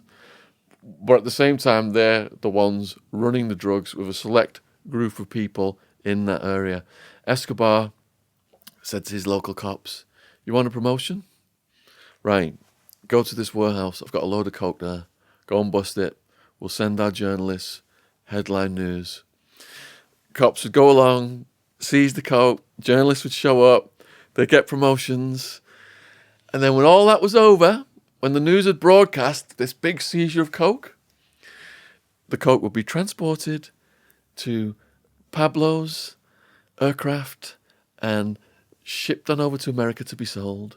This is how corrupt this whole thing is because there's so much money at stake. Do you have anything to add to that, Peter? I don't think I do. I think you've covered the subject adequately.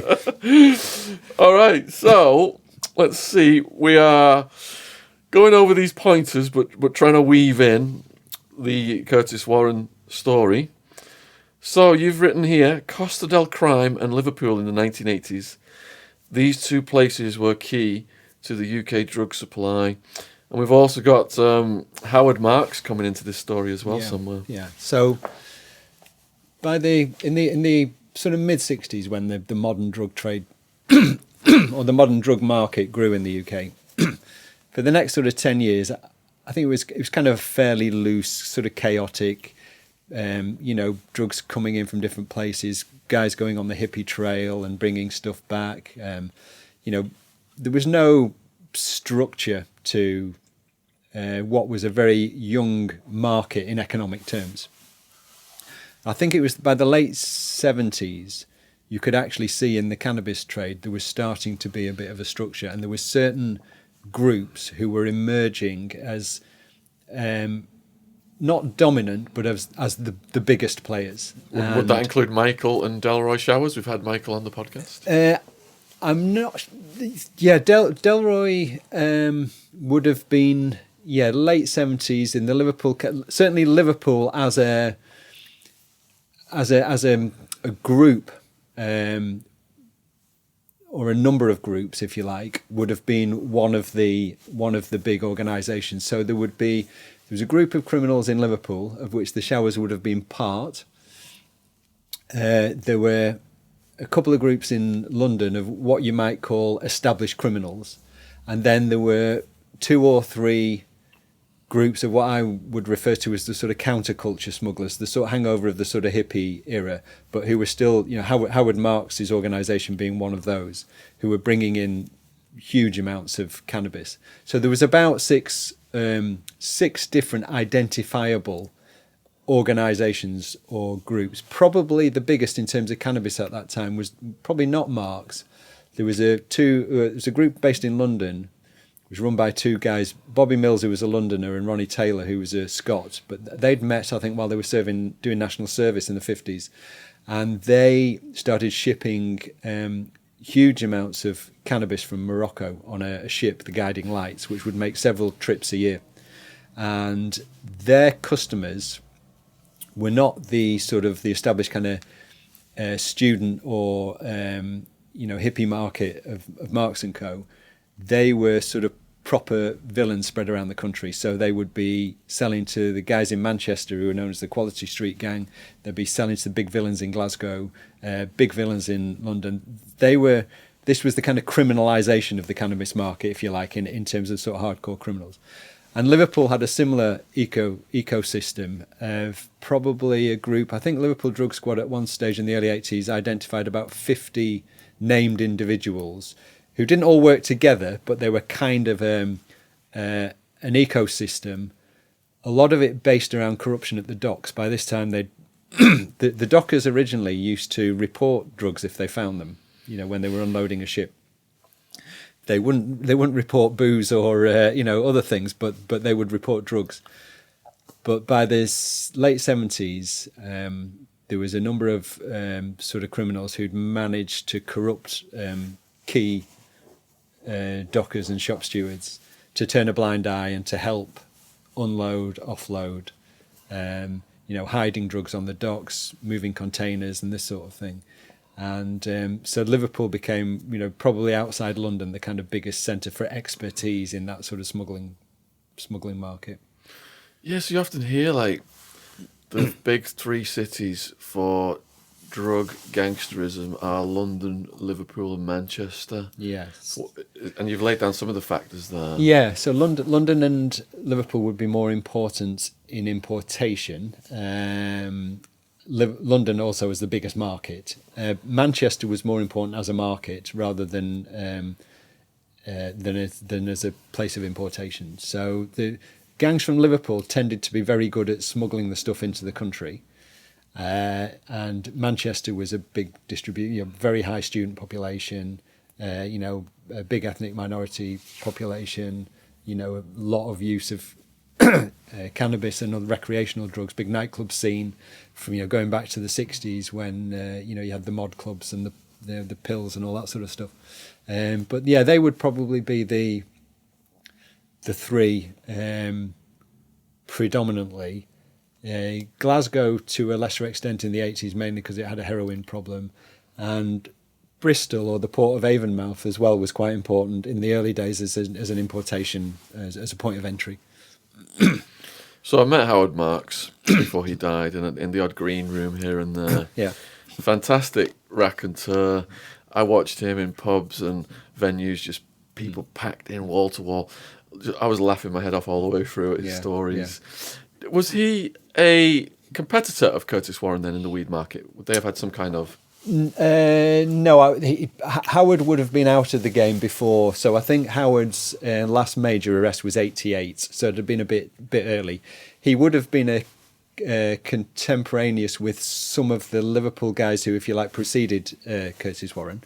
And in fact, there's quite an interesting story. So probably the earlier model for Curtis Warren was a guy called Tommy Comerford, who was a very well-known Liverpool villain. And I say earlier model because Comerford is often cited as the first major importer of all the different drug groups. Really? Was he out of Toxteth? He was out of Liverpool. He wasn't out of Toxteth. He'd worked on the ships, Tommy. He was a rogue, a villain, part of the Liverpool sort of criminal scene. And he got into the drugs trade in the 70s. He was a larger-than-life character, a club owner, raconteur. But he, had convictions relating to cannabis, cocaine, heroin, LSD, and speed. And that was very unusual, as I say, at that stage. He was sent to prison where he was on remand, a big case made against him. And at the same time, another one of these big 5 or 6 smuggling groups, which was a group of kind of hippie types, had also been arrested, and some of them were on remand in the same prison. So they met Tommy, and they had a conversation. They had a bit of a chat, and they talked about the drugs trade because these were two of the biggest organisations in it. And at the same time, the Howard Marks organisation had also been arrested. So Comerford apparently wrote a note, which he gave to this other drug group that he was in remand with, to see if they could pass it to Howard, who was the third big drug group. 3 of the big 5 or 6 groups had all been arrested around about that time. Now, I don't know if that note still exists, but if it did, it would be a unique historical artifact, because there you have 3 of the sort of half dozen biggest drug smuggling groups in the UK. This chance meeting in prison between 2 of them who didn't know each other. And Comerford, I think, just being friendly, wanted them to pass a note to Mark saying, how are you doing, Howard, kind of thing. So it may be tucked away in Marx's belongings somewhere, I don't know.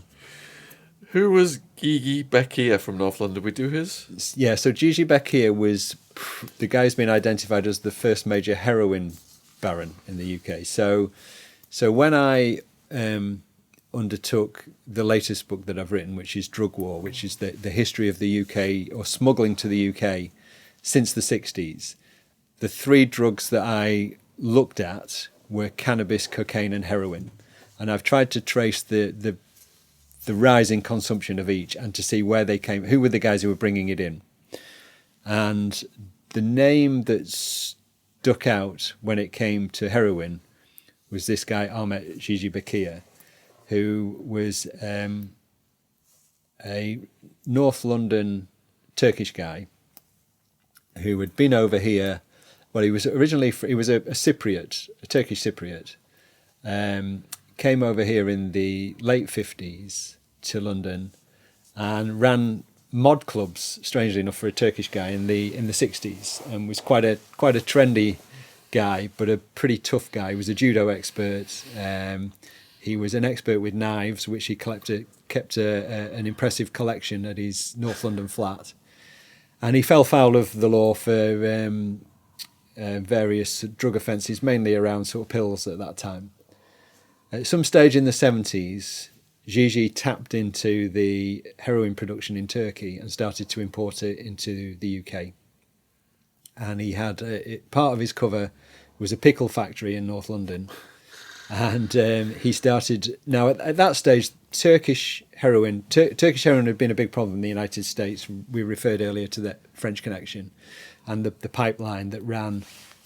Basically, the Turks supplied the Mafia, and the Mafia supplied the United States. That's kind of how that worked. They hadn't really targeted the UK as a market because the UK didn't have a big heroin problem until the mid to late 70s, when it started to develop. And the Turks, Mecchia being chief among them, sensed an opportunity and they started to supply increasing amounts to this market and had different ways of smuggling it. They were great smugglers. Their concealments, they had these things called a zula, means a box in Turkish, and they would hide a kind of metal box inside the chassis of a car, such that they would weld it in such that it was almost impossible to find unless you knew where it was, sometimes in the fuel tank. And they would drive these cars from Europe into the UK, and that's how you would get the heroin. So Bekir became a target for customs. But what was interesting is he also became an informant. And as you'll know yourself, having been involved in the drugs trade, Shaun, the criminal code, if it ever did exist in any other walk of life, doesn't really exist in the drugs trade. I mean, if you talk to experienced investigators, they will tell you that almost everybody talks at some stage or another. And I was lucky in my case. We had over 100 people arrested and only 4 agreed to talk. Only 4 agreed to talk, but that's enough, isn't it? That's enough. It did reduce my plea bargaining power. Yeah. So slightly.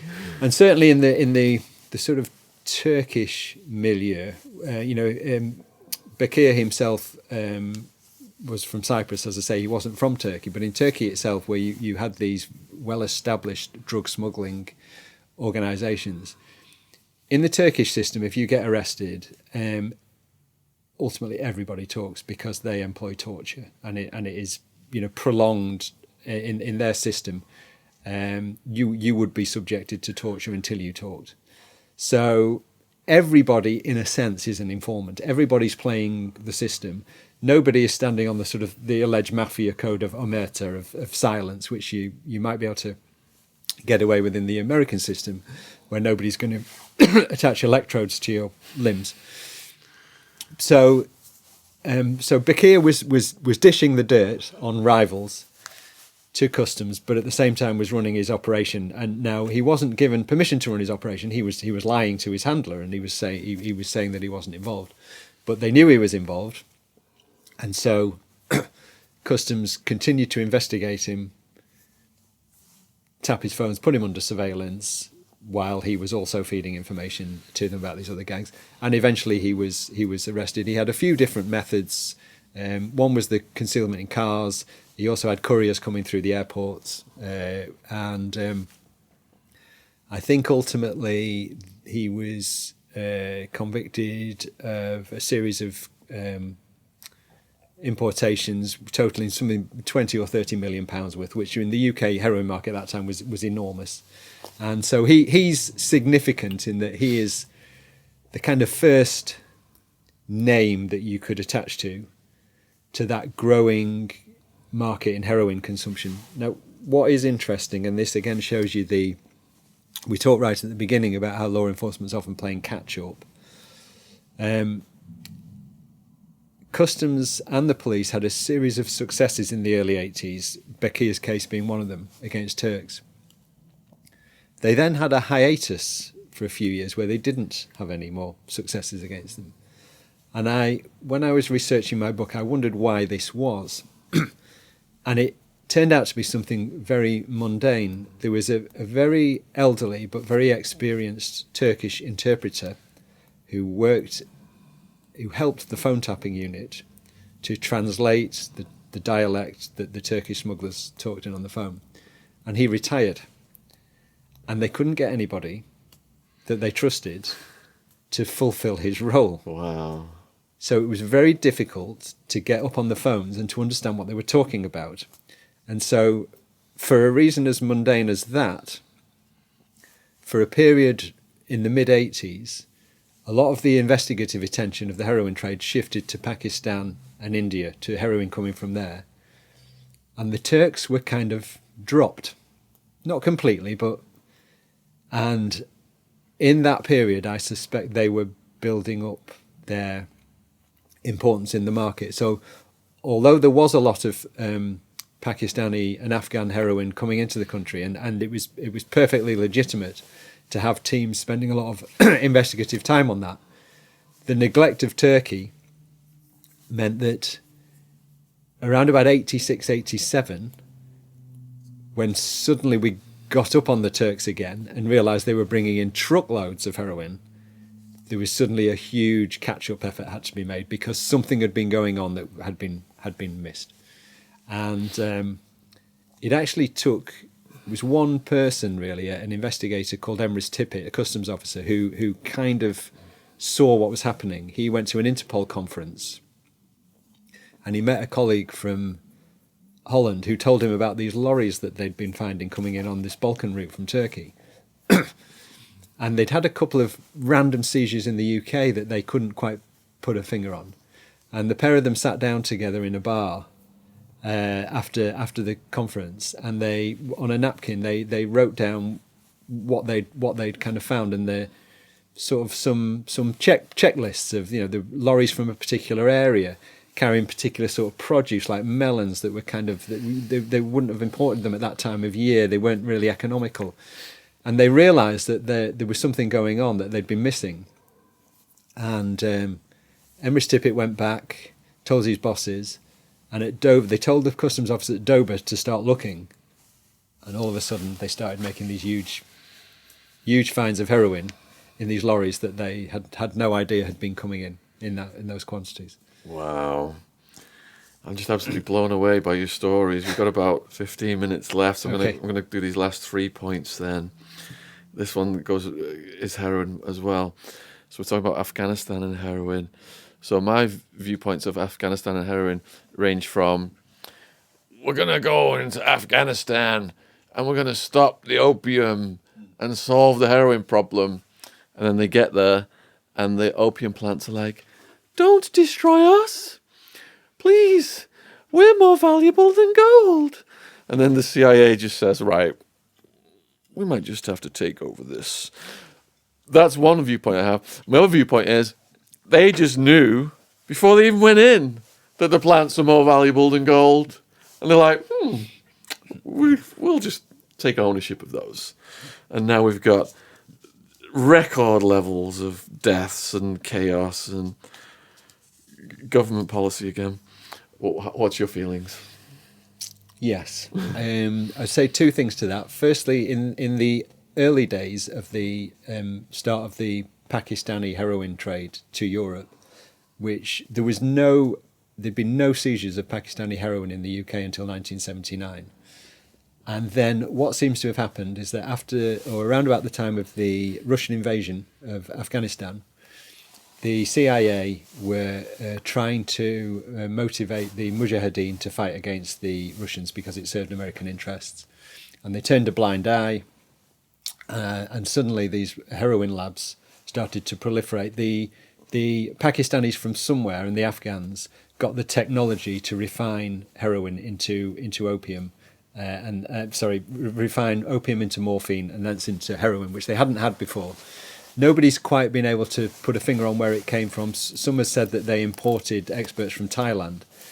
A customs officer told me, a British customs officer, that he once stopped an associate of Howard Marks's coming back from Pakistan, coming through customs, stopped him, and in his luggage he had a chemistry set. And this was a set which could have refined opium into morphine. And he suspected that this associate of Marx's had been out there showing the Pakistanis how to, which is a very interesting story. So anyway, so that could have been seen as a spur to the heroin trade in that area, was the geopolitics of American involvement, turning a blind eye, supporting various warlords, and them somehow gaining the technology to create heroin, which they then sold in bulk to Europe.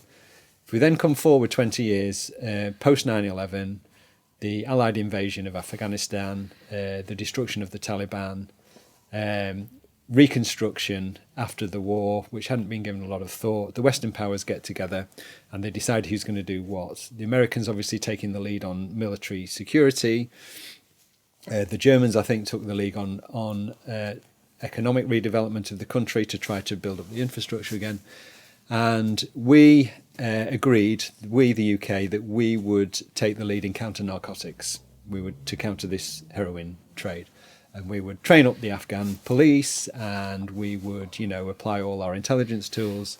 And one of the things that we were involved in was called Operation Drown, which involved crop eradication and paying the farmers to eradicate their crops.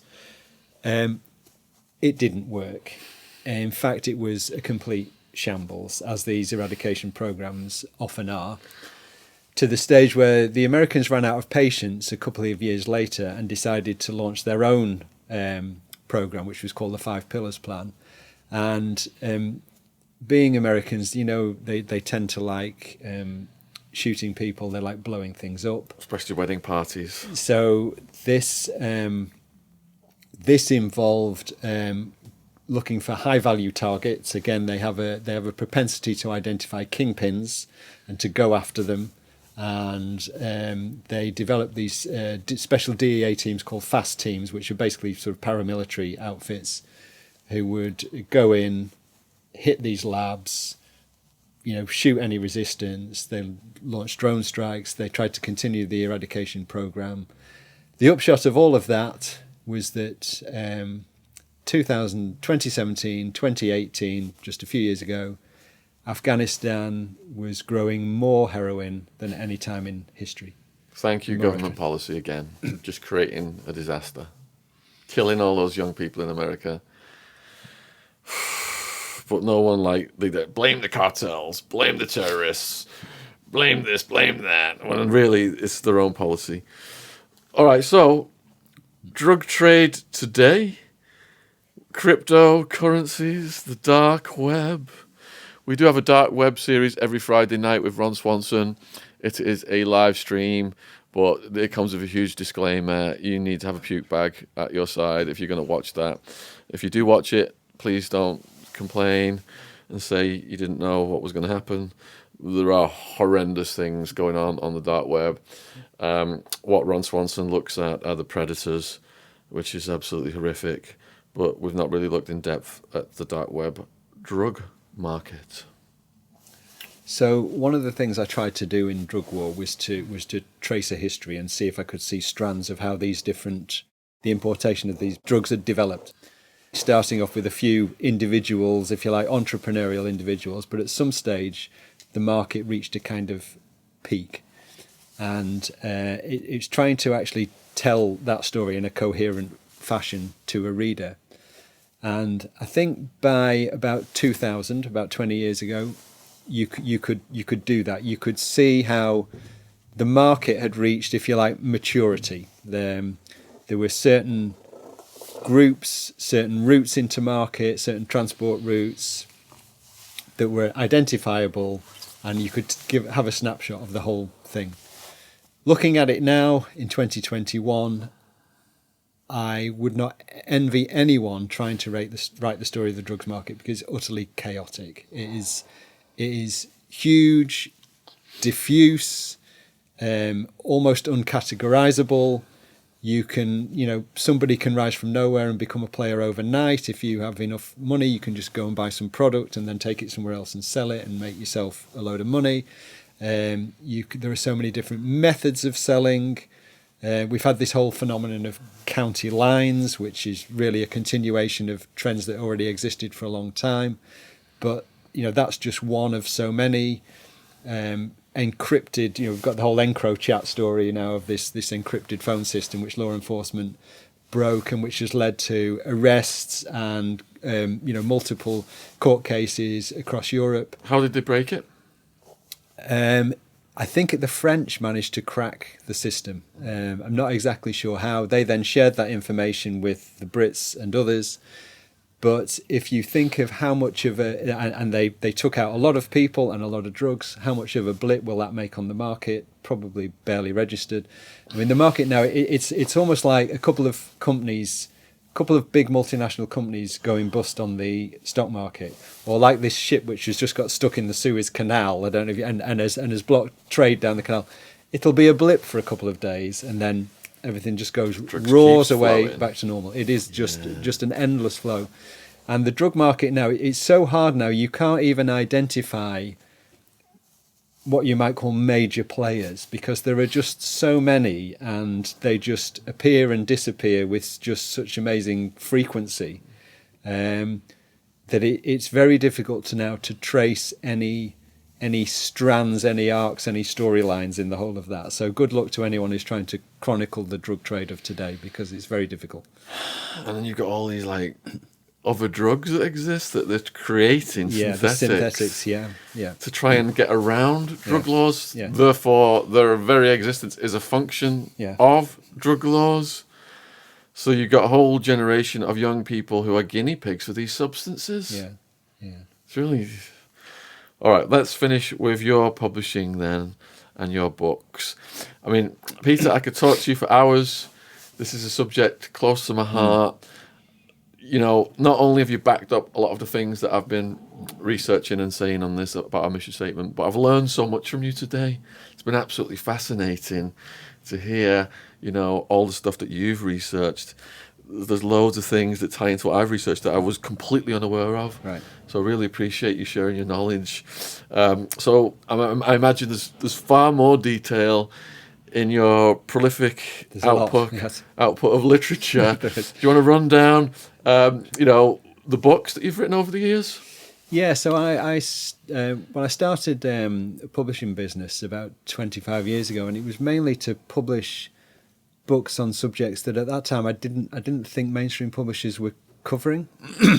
So I'd actually written a book with a guy who's a leader of a football hooligan gang in Manchester. And that was one of the areas which I knew a lot of people were interested in, quite fascinated by this subject. But there was almost nothing to read about it. But I'd had a long-standing interest in crime from when I'd been a journalist. And again, I looked at the American market for true crime books, and there's some tremendous, some great books on the Mafia, brilliant research, some great journalists. And there didn't seem to be anybody doing the same thing in the UK, which was a surprise, but also, as we mentioned, the legal constraints are somewhat different. The legal system works a bit differently here. So I just thought there was a gap in the market, but also it was just something that I'm really interested in doing. So as well as writing my own books, so I did the book on Curtis Warren, as you mentioned. I then did a book on the gangs in Manchester called Gang War. And I did a book with a gypsy bare knuckle fighter, Bartley Gorman, called King of the Gypsies. But I was also getting offered books to publish in the same area. And we published, so the first book in the UK, the first history of the Cali Cartel, which is by an American writer, Ron Chepsuk. Oh, yeah, I'm a friend of Ron. Yeah. So we published his book, Drug Lords in the UK.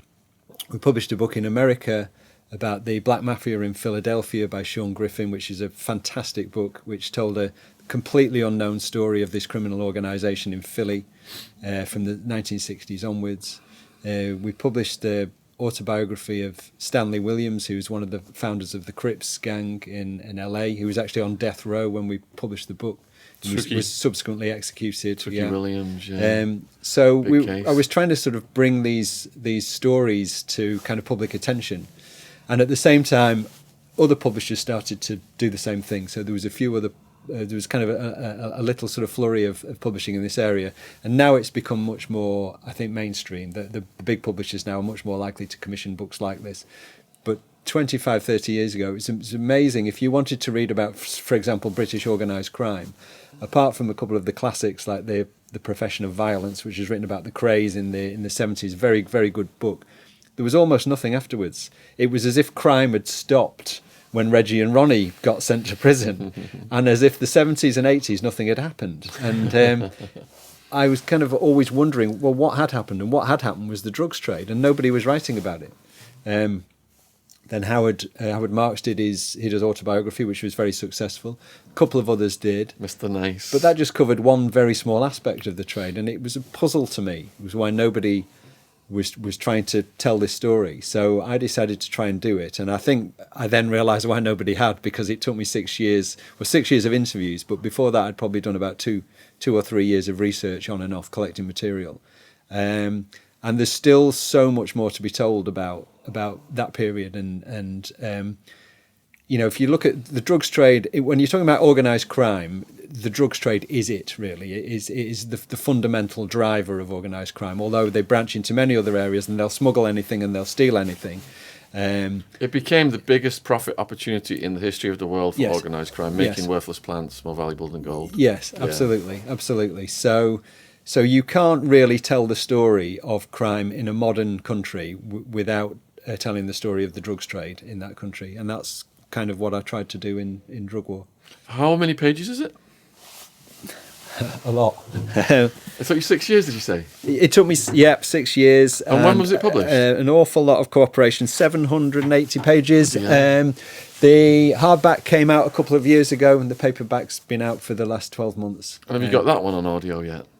No, I haven't. So that might be the next project to Yeah, do. 'cause It'll be a people who long watch- read for somebody. Yes. People who watch these videos, they like to listen to things. Sure, yeah. So they'll follow through on the audiobook Right. stuff.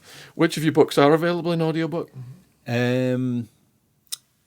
That's a good question. I think King of the Gypsies is available. No, Tucky Williams? no, not as far as I know. So we didn't have the audio rights to that, so it might have been published in an audiobook in the States. Quality Street Gang? No.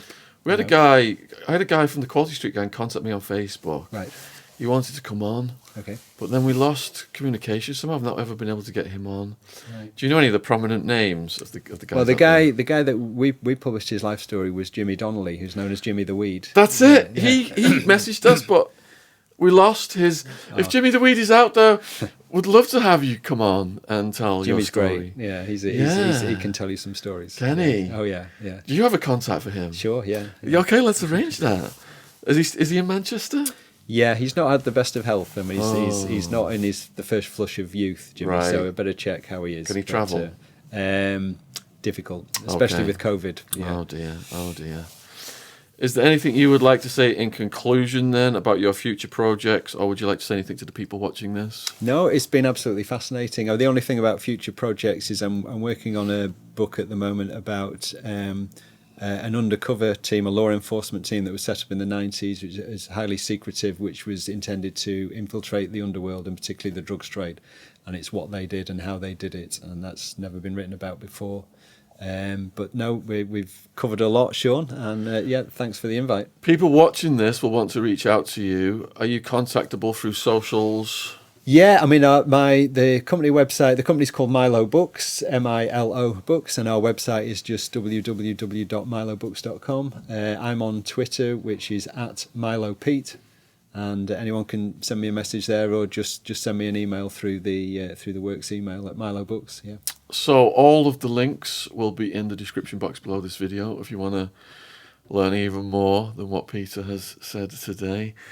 Like I said in the very beginning, I read the Curtis Warren book years ago. Absolutely fascinated by his story, and would love to get him on the podcast if he ever gets out of prison.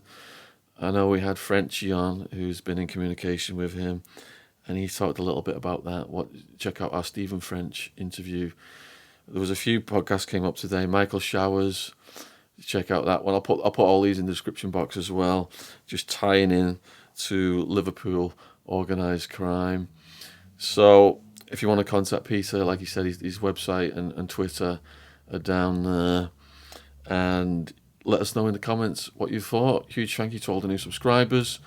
Subscription logo is in the bottom corner of the screen, and huge thank you to everyone who's gone down into the description box and supported our socials, donation links, and everything else we're doing.